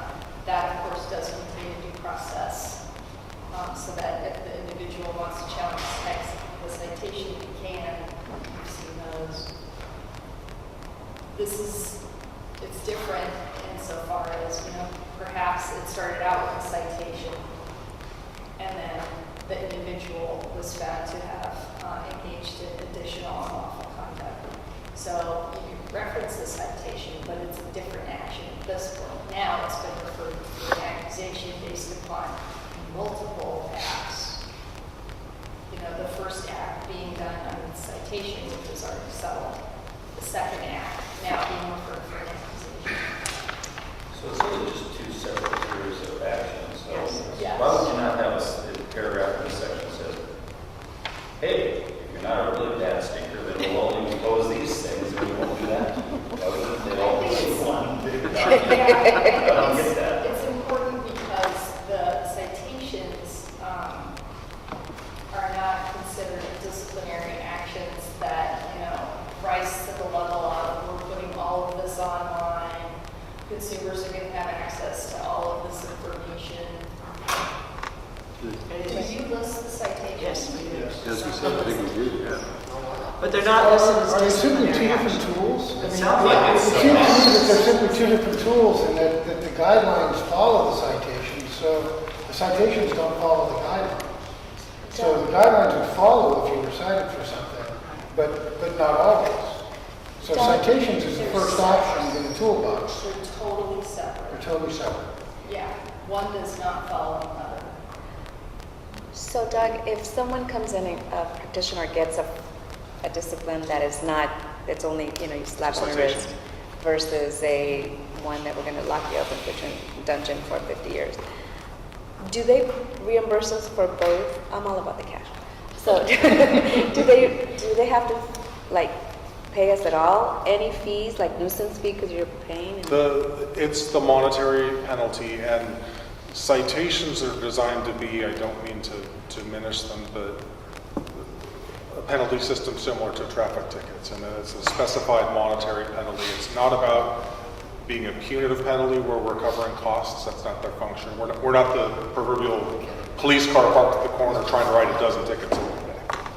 Right, but there's still, but staff's still touching that citation. No, you're correct. I get Right, the workload. there's people are still having to touch it, attorneys, everybody has to touch it, so there's expenses associated with it, and we're not getting reimbursed for that. No, that's not the function of citations. What would be involved to try to blend these, and what would that process look like if you had to try to blend these in? Arguably, I could have something to present to you in February. I would just need to research, the statutes and the regs to see if you ever had the ability, if it was removed at some point and for invalid reason, or if this is just how your disciplinary guidelines developed based upon, the citation ability, which is separate than the disciplinary stuff. If there's no, clear history of the board deciding, to have two separate tracks for a reason, and, it's easier for me to just come in and say, okay, well, this is what I found, I need to report back. At that point, you could then determine if there was no history of the reason why fines aren't listed in disciplinary actions. You could arguably start incorporating fines under each violation of the guidelines. That's, down the line, of course. But, today what we're looking at is you guys don't have fines listed within your disciplinary actions. They're not, it's not a separate term that you can include right now. If there's an overall desire to receive information on this particular topic, I can make a report back in February and we can go from there. Or, we can do a couple different things. Is it a clear and obvious distinction between the citations and the disciplinary actions for staff? Like, it's a very clear and obvious separation of what the complaint that's investigated is going to fall under? Yep. Very clear. Very. And for the history of it, John, I think it's based on legal counsel's opinion way back when we first started getting the authority for citations that they are not considered discipline. So that's why it's not in the disciplinary guidelines. So maybe at a minimum, just so that it's kind of clear to the reader of it, in the intro, it maybe have a sentence or two about that there is that tool to issue the citation, but I don't know that it would really be cross-referenced in here unless you made citations the minimum penalty of every violation. But that's not how Sounds like we have already. Yeah, We're just calling it something else. yeah, but we weren't allowed to call them discipline all these years. Yeah, that they're, and it's odd because they're in a regulation that has a heading that says discipline, but legal counsel has always told staff that citations are not considered discipline. And they're not referenced that way on the web as being discipline. It's for the less severe violations. About reference, the disciplinary guideline is not the citation of fines. What about the reverse? Is the citation has to refer back to the disciplinary guideline? No, their provisions are completely specified in 152. It's on itself. Correct. I'll bet you if you ask the guy who had to write the check for the fine, he'd say that you would be disappointed. Yes. That's interesting. But the big question is, to make the most sense, the citations relates to discipline. Not disciplinary actions, but it seems too independently defined. I feel, inadequate to be able to say what should happen, but it sounds like something should be looked at. So is it reasonable to take you up on your offer to come back to the board with some suggestions on how these might actually relate to one another? Yeah. So we've got a pretty Clear clear for us. something. Right. At least put both tools in the same toolbox. Right. I agree. It could be just as simple as the previous boards didn't go through these kind of weeks.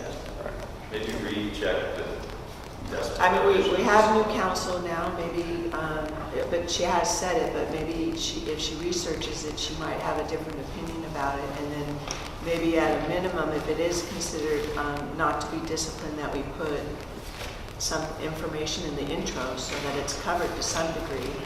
I don't want to make staff's job more difficult. It'd be nice to make the board and the staff's job, easier with more clarity if possible. So does that take an action, a motion, or no? It may be part of just when, maybe let Tara finish the review of the substantial changes, and then at the end in your motion, you can add that component to what you want staff to do. Tara, in the interest of time and hunger, Do you expect this to take much longer to go through? I have a few more items. A few more items? So I just want to point out that I think that the citation process under 152 began under statutory authority under the general business and professions code in section 125.9, which provides for a system for issuance of citation. And in that section, it says that the citation can contain an order of abatement or an order to pay an administrative fine assessed by the board. Totally squares with 152. The question is whether or not this board can also fine during the disciplinary process as a term of discipline. So really, that's all I need to do. I just need to figure out if you guys have authority to fine someone in the disciplinary process. You know, narrowing the scope of that question, we can go through the rest of these changes. And then we can see if you guys agree with these proposed changes. And then look at it one more time after we figure out what to do with the fine situation. So, I think John's going to extend our conversation a bit as we move forward. Why don't we take a break for lunch? Come back and lunch is I think he's 45 minutes? never going to How much time do you think? All right, half hour for lunch? Half hour for lunch. Okay, thanks, John.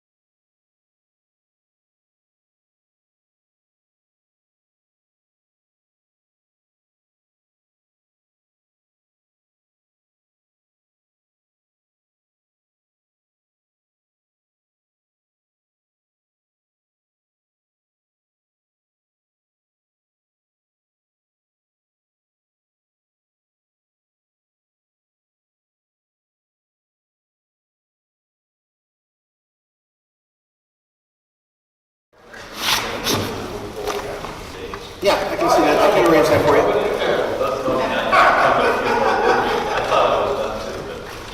You said that last year too. I do I?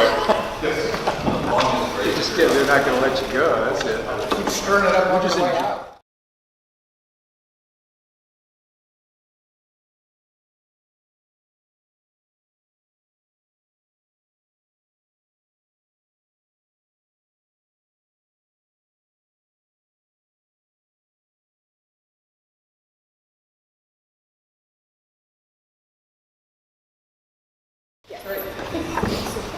Christian, can we continue? Or, excuse me, Tara, can we continue? Yes, okay, so we're on page 9, where I was recommending to add a failure to the court settlement arbitration award. Just to be clear that the violation is failure to report on some enumerated problem with the report itself and the contents thereof, which actually are not part of the statute itself. But without the clarification, it's uncertain as to whether or not the report itself is the violation or the failure to provide. That makes sense to me. I had a question about that before. Page 14. Item F, informed consent. Since this one kind of touches on ethical considerations, I was just wondering if the board wanted to add the term of requiring an ethics course. Because the consumer should be properly informed and of what's in the contract, and a failure to properly inform kind of brings into the question whether or not the individual's the licensee is being ethical or not. So it's just, I'm just bringing that to your attention for your consideration, whether or not you want to add an ethics course for this term. Is there already an ethics course that the state provides online that is like available, ready to go? Well, the ethics course is a separate term. It's a term that is already provided under several other provisions like conflicts of interest. I was just wondering if you wanted to add it here. If I have to take it, they should be. Yeah, like that denial of licenses. You can add the ethics course term. It's already in there. So for this one, informed consent, I was wondering if you wanted to add that could be a possible term of Well, my proof. question is like in a practical manner, is the course is already available? Do we already have a way to I know process it's not whether or not state someone requirement. It's, like how would the department ensure that someone took the ethics course? they have to submit, proof files, yeah, of actually taking that ethics course, which a certificate saying it took 4 hours of ethics. And these are optional conditions that the judge. Yep. And if it is required, sometimes in the proposed decision, it'll give them within how many days it needs to be completed, and then they provide us with proof of completion. And then sometimes the decision requires that the board approve the course. So sometimes the respondent will say, this is the course that I'd like to take to fulfill it, and then the board will decide whether or not. Who provides the course? Pardon me? Who provides the course or where do you take the course? It's usually just what's available out to the Just public. like driving school. You just take it online. It's not a board administered course. Traffic school. So the question really is whether or not you should add an ethics course underneath this qualification of informed consent or not qualification, but The disciplinary actual guidelines. term of ethics course is then defined on page 20, which states that within 30 days of the effective date of this decision, respondent shall submit prior board approval and course of ethics that will be completed within the first year of probation. But just to clarify what the term actually is, it's specified on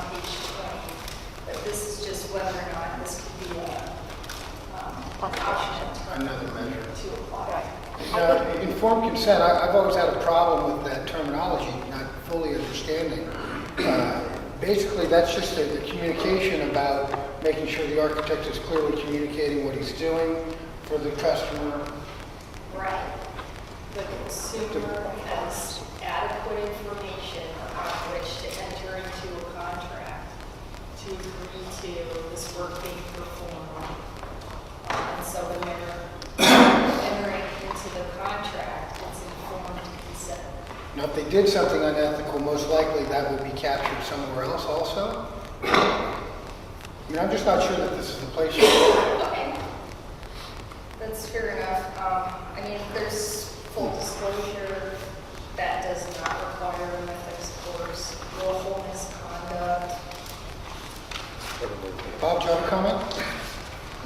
Informed consent is defined in the rules of professional conduct. An architect cannot make any change in the scope or content of the work without prior written approval by the client.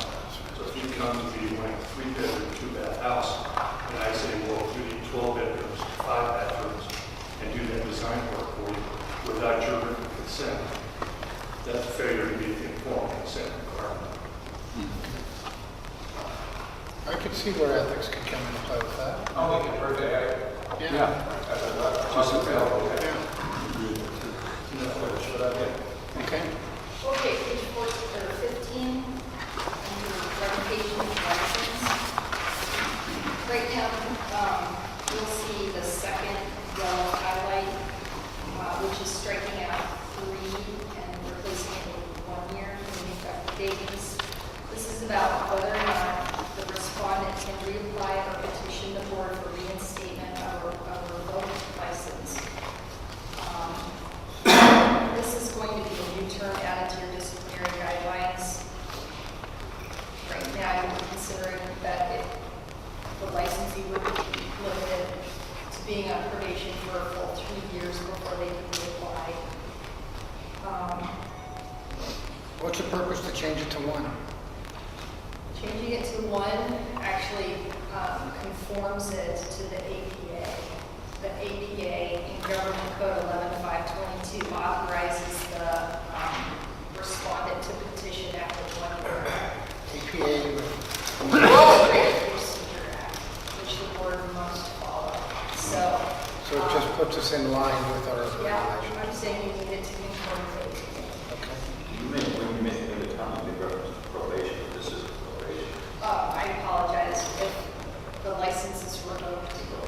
Yeah, they can apply again, to have it reinstated after 1 year. Okay. So one point I wanted to make is we did not make this change in the LATC guidelines, so that change will need to be made. And that's why I think the LATC guidelines also need to be revised to, capture that redundant correction, but mainly this one to conforming to the APA. Next is page 18. Item 5, we're adding renewal. That's a clarifying change, so just make sure that it's clear what fees are required to be paid. It's the renewal fees. That was approved in the LATC guidelines. And then under violation of probation, under term 8. We're revising these terms as well to make sure that there's appropriate due process. That's the problem with all of the text that's highlighted. It's straight through. It starts to supersede due process. So we're just removing that. That language was also approved to be removed from the LATC guidelines. So yeah, that was in there. As far as the LATC goes. The last one is the last page before item 11. It's at the top. It says agenda item L attachment 2. It's the proposed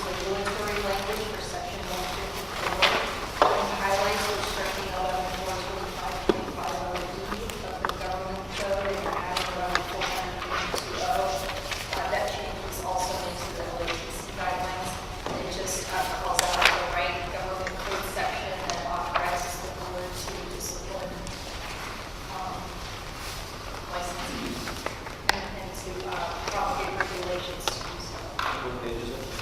It's the very last page of this item before item M, at the very top right, it says agenda.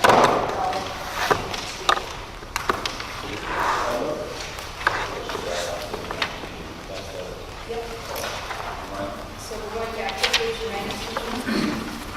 Under item 12, the new item 12, and for that matter, on the next page, under item 13. It looks like there's two options.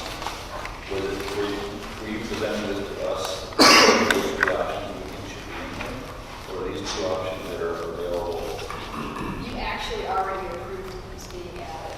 Both of them? I'm not changing this, yeah. So you have both options? Both, yeah, so one is you're required to take the CSE before you can begin practicing again. Yes. In both cases, option one allows a candidate to continue practicing until as long as they promise to pass the exam within the next year, or whatever time frame, 6 months or so, which means we're allowing somebody to practice illegally until they pass the exam. And then I think the other one was similar for the ARE. And I'm not sure why option one would even be considered. Practice illegally, is that what you said? Well, we're saying, okay, so on item 12, it says, if respondent fails to pass the CSE within 6 months, respondent shall notify the board and shall cease practice until respondent takes and successfully passes the exam. 6 months. They have 6 months to. So they can continue to practice until they pass the exam. But isn't this one that gets? So I'm not sure why we would do that. The same thing on item 13. They've got 1 year or two attempts to pass the ARE, but they are allowed to continue to practice, and they only have to cease if they don't pass it within that time frame. So we're actually, in both those cases, allowing somebody to practice without a license No, during that time frame. they've already taken the CSE once to get their license. Now, they're going through disciplinary action where they really screwed up and the board says, okay, we're going to take that CSE. Well, this is a retake as a discipline? Yeah. Right. Yeah. Where did I see in the disciplinary guidelines that one of the options is to make them retake the exam? Did I miss that?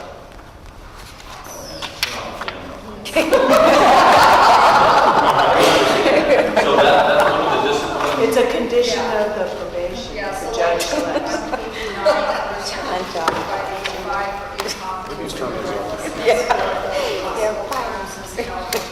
So these are just being here for the disciplinary action or retake exam. Okay, never mind. Sorry. So are there any other questions about the disciplinary guidelines and the revisions you see today? We need a motion. So moved. So, with this motion, I think what we need to do, typically we would tap on a 45-day public notice, blah, blah, blah. I don't think we're there yet. So I think the motion should be accept the revisions reviewed today, and then returning in February for review and adding fines as possible terms. Can I ask a question to Bob? Yes. So we already decided adding the fine? She's coming back with that in February. She's Or gonna just put, a No, proposal? This is just that was a question John brought up that Tara's going to investigate. And can we also include an option that Nikki had mentioned, have a one sentence overview of the citation, fine, on the education? Is it very helpful? Not yet until we can decide whether or not we can mix into that Tara does the investigation. Right now, they're two separate documents. That's right.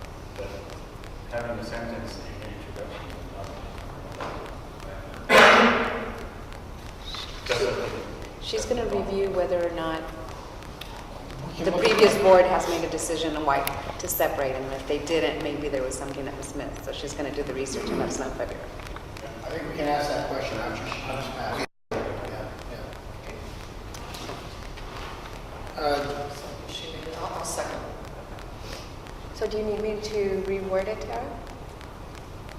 Or just Tara, having, she said. just having it done? Tara, could you We're please good? We're good? state the motion I again? will restate the motion, which is to accept the revisions reviewed today and return in February to discuss adding fines to guidelines. I second. Public comment? Roll call vote? Johnny Lynn Baker. Aye. Denise Temple. Aye. Keon Aye. Pascal Peters. Aye. Sylvia Plum. Ebony Louise Henson. Anthony McGinnis. Aye. Robert Taylor. Neil Tessarino. Aye. David Williams. Aye. Okay, motion passes. Moving on to agenda item M, Landscape Architect Technical Committee report, the LATC report. Brianna is going to present, and Andy, thank you for being here. Okay. As you mentioned, I'll go ahead and present, and then we're very fortunate to have committee member Andy Bowden here to fill in any points that I missed or have any questions. So I'll start with agenda item M.1, which is the update on the November 2nd LATC meeting. What you have included here is the agenda from the LATC meeting. I'll try to hit the high points as best I can.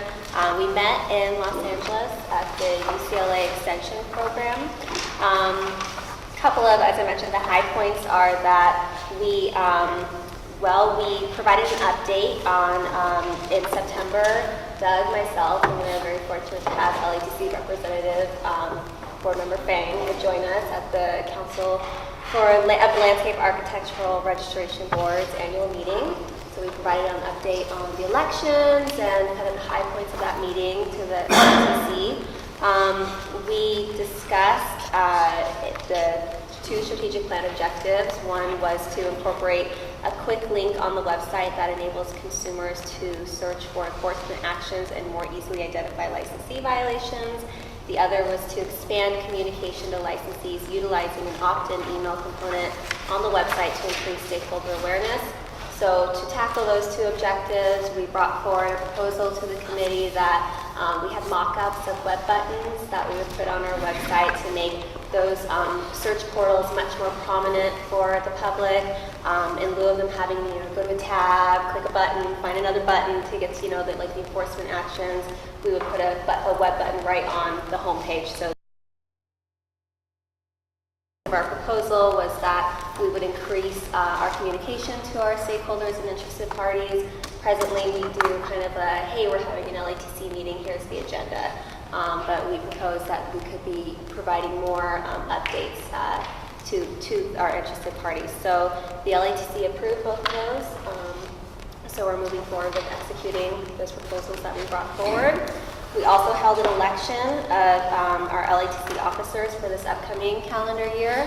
They're going to stay as it has been this past year, whereby our chair will remain Patricia Trout and our vice chair will remain Mark Truscott. And then the last heavy hitter of the day, I'll touch on in M.2 because that was our proposed regulation amendment. So Andy, was there anything I missed that you would like to add? Not at all. Okay. You're doing great. Thank you. Any questions?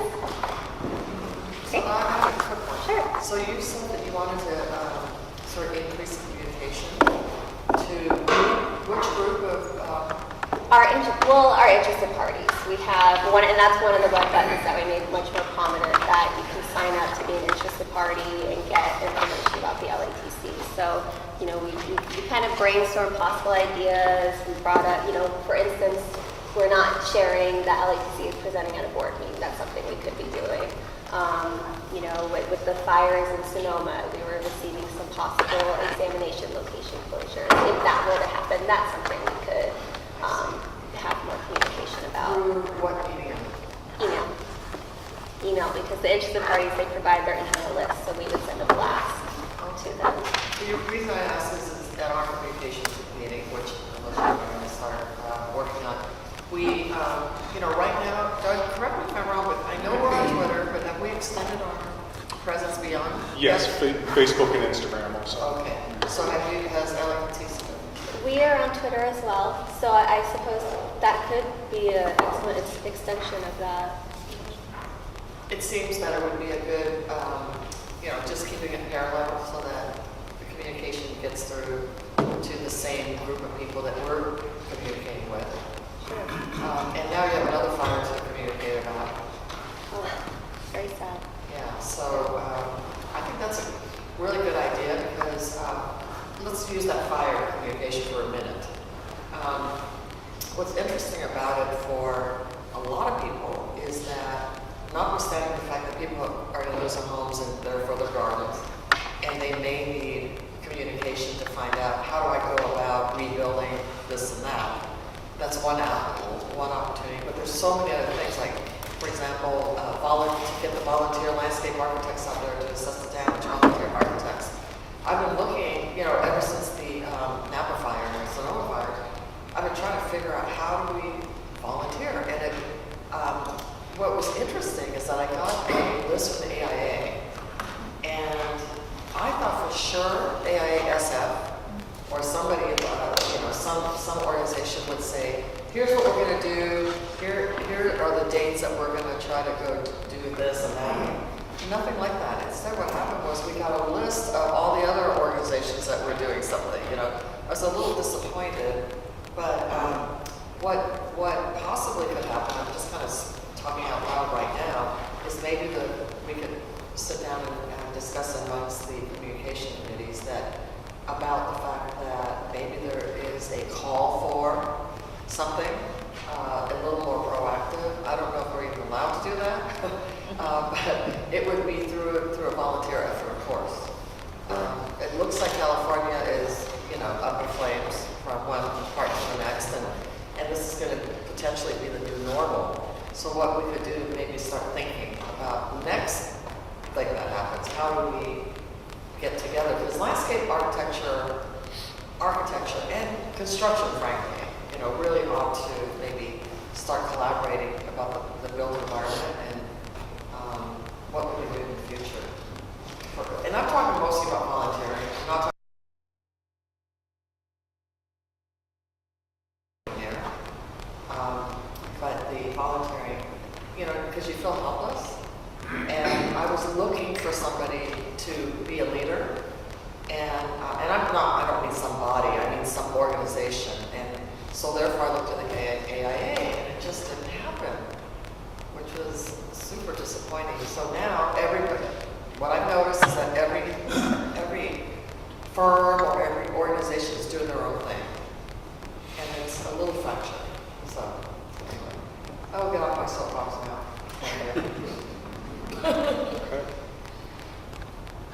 Any other questions about our November 2nd meeting?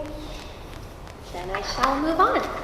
Agenda item M.2, update and possible action, it's a mouthful, so I'll paraphrase, on our CCR section 2620. This is our initial licensure section, and we have proposed amendments for this.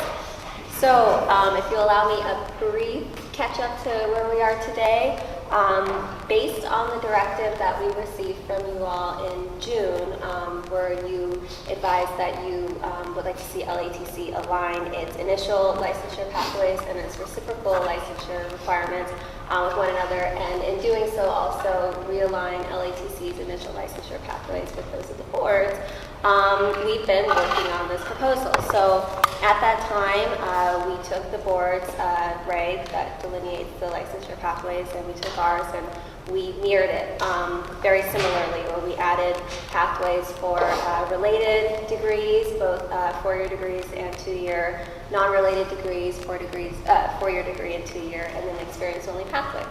We brought that to the LATC during its meeting in July. The LATC approved the proposed regulatory changes that enabled that, with the caveat that those 5 new pathways really needed more discussion and more vetting, and so the LATC expressed the need for those to go before the Education Experience Subcommittee to vet them, define what the degrees would look like, and to allocate education and experience credit to those. So that's what we did in October. On October 3rd, we held the Education and Experience Subcommittee meeting. We held that in Sacramento. It was a diverse group of 5 individuals that included board member Gutierrez, and then also John Nicholas, who's in the crowd, served in.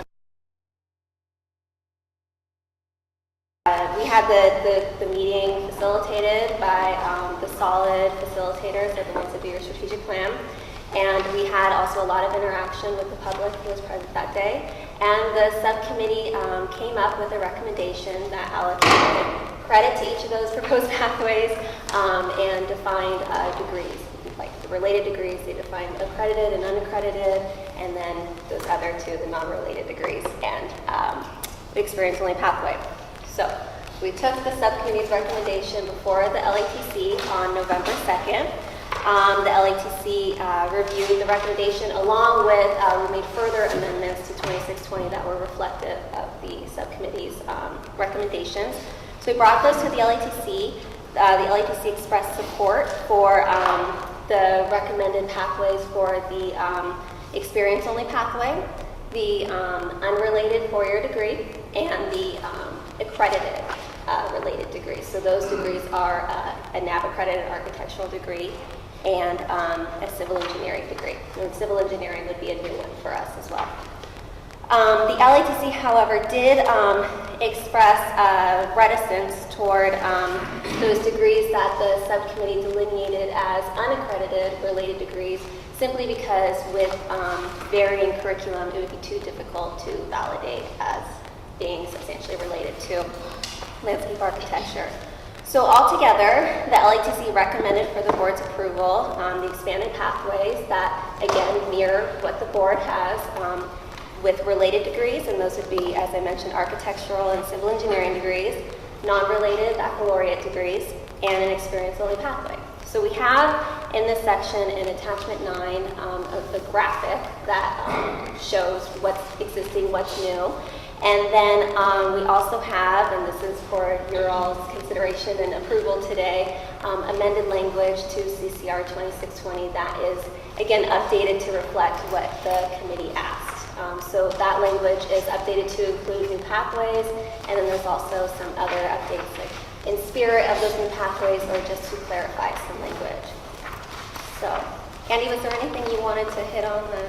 Not really. The only thing that I just wanted to say is that the education subcommittee originally came to us and said that any degree, any 4-year degree would count and get 2 years education credit. And there was some discussion back and forth as to the validity of that, whether or not that really should get the same amount of credit. And after much discussion going back and forth, we decided that it'd be best if we gave architecture and civil engineering, we gave those 2 years credit, and then any 4-year degree would get 1 year credit. So that was the difference on that. Any questions? Just an observation. I think the committee and the staff have done very good work in leading the process and come to a well debate, I would say, and very thoughtful and engaged educational subcommittees really very how critical education is and how vital experience only option to the landscape architecture. I think the process is very commendable, and I just have to be a liaison member of the board, and I personally think that there's a lot of credibility when issues resolved by such a systematic process. Looks like you got a lot of form letters, and one thing was about identifying the core courses really required. Is that part of the regulation? That's something that you were being asked to do, and what kind of specificity people want about having us identify those things? Are you speaking to public comment received? Well, it was in the public commentary, sure. Okay. Lots of it. Yeah, I was remiss in mentioning, this section includes public comment for the the subcommittee meeting, then the LATC meeting, and then we also have some public comment that was received for today's meeting, both in the packet and as an additional extra packet on the side. So for that, I hope I'm adequately answering your question by saying that was, if I'm speaking to what you're talking about, a concern that we received from the public in advance of the LATC meeting.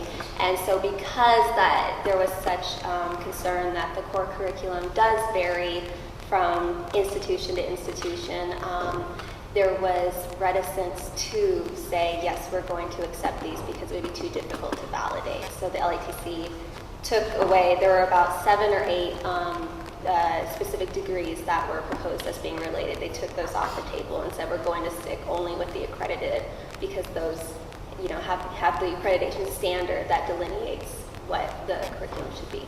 If I can add to that, though. So in order to take the place of that, though, that's when we came up with any degree, any 4-year degree would get a 1-year credit. So then it no longer needed to be any one of those 7 degrees that being individually considered. Now they're automatically going to be considered if they are, you know, if you got a 4-year degree in any one of those particular areas of study. So we kind of encompassed everything. We just didn't feel that we would be able to adequately judge, to use lack of a better word, I guess, each one of those programs individually from school to school to be able to determine whether or not the curriculum of that school matches the curriculum of this school. So rather than try to go down that path, let's decide, okay, let's try and simplify things a little bit. Let's see if we can just give, you know, credit for a 4-year degree, regardless of what the degree happens to be in. However, degrees in architecture and civil engineering, because they are definitely related degrees, give them more credit. Currently, architecture is the only profession that gets 1-year credit. So a degree in architecture from an accredited university gets 1-year credit. That is now being increased to 2-year credit, as well as a civil engineering degree, which currently does not get any credit, now would also get 2 years credit. And then any other degree would get 1-year credit. So I hope that answers your question. Well, given the volume of repeated letters asking before the meeting to kind of specify the core course, do you think you responded well to their concerns, or you said we can't do that?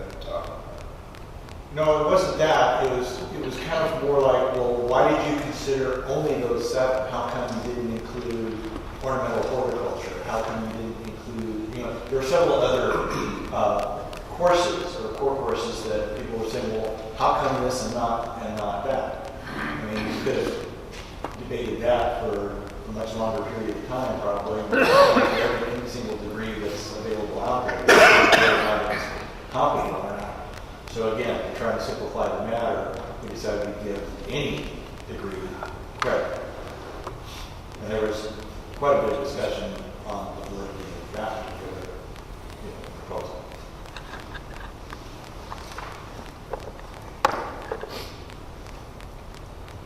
Questions? Can I add something back? Just to kind of put the last bit of punctuation.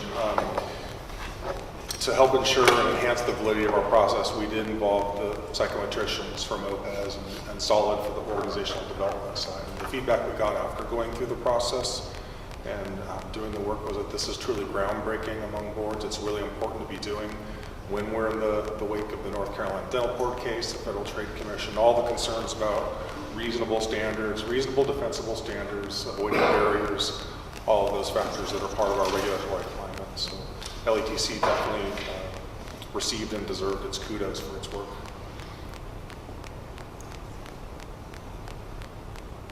Great. Okay, do we have a motion? Second. Okay, so can I clarify the motion? Yes, please.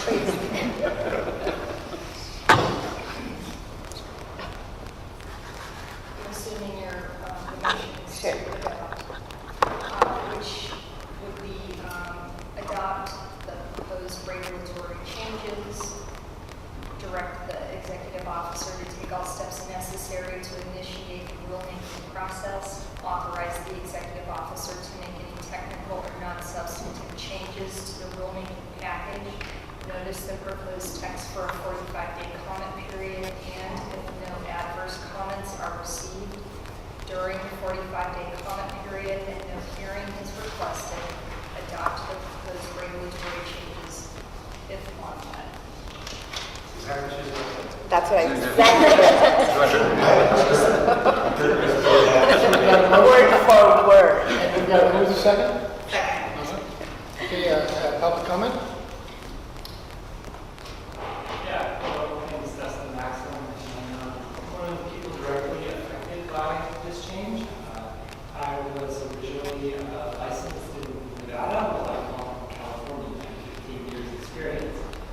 Me and my colleagues engaged in this process with reciprocity, and so it's snowballed a little into overhauling the complete licensure system. But we are in support of all of these changes, and basically I'm here today to thank you for your attention and direction on this subject. I want to thank the LATC and staff for all their hard work, their open-mindedness, and their willingness to take forward action. And I also thank the CCASLA for their support in this process.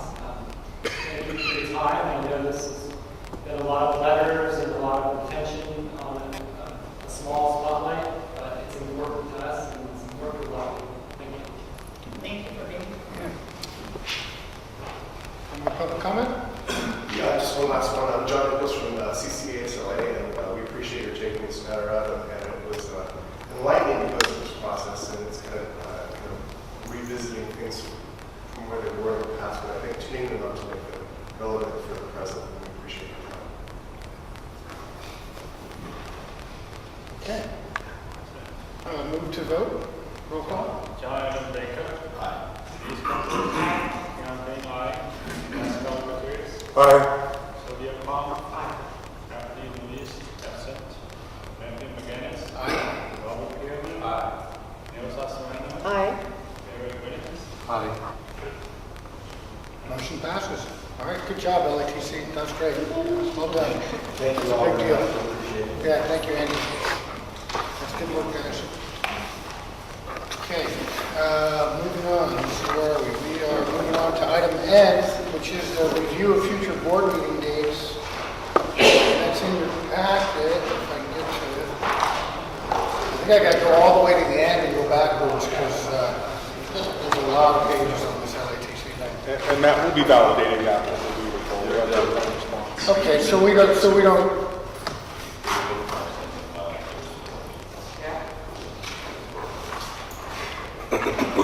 So Matt, if it's okay, we'll send those out under a separate cover. It may be that because of involvement from other agencies, we need to be able to Sacramento in February, and I'll verify that. Just wanted to put that out there. Do we want to call out those, what the days you're currently looking at, or since they may change, is that important to bring up? Well, we just have February 28th, right? Exactly. We just have February, we can do it again February? Okay, then moving forward, we'll move into closed session. So I'd ask the public to leave the room and staff to leave, and let's turn off the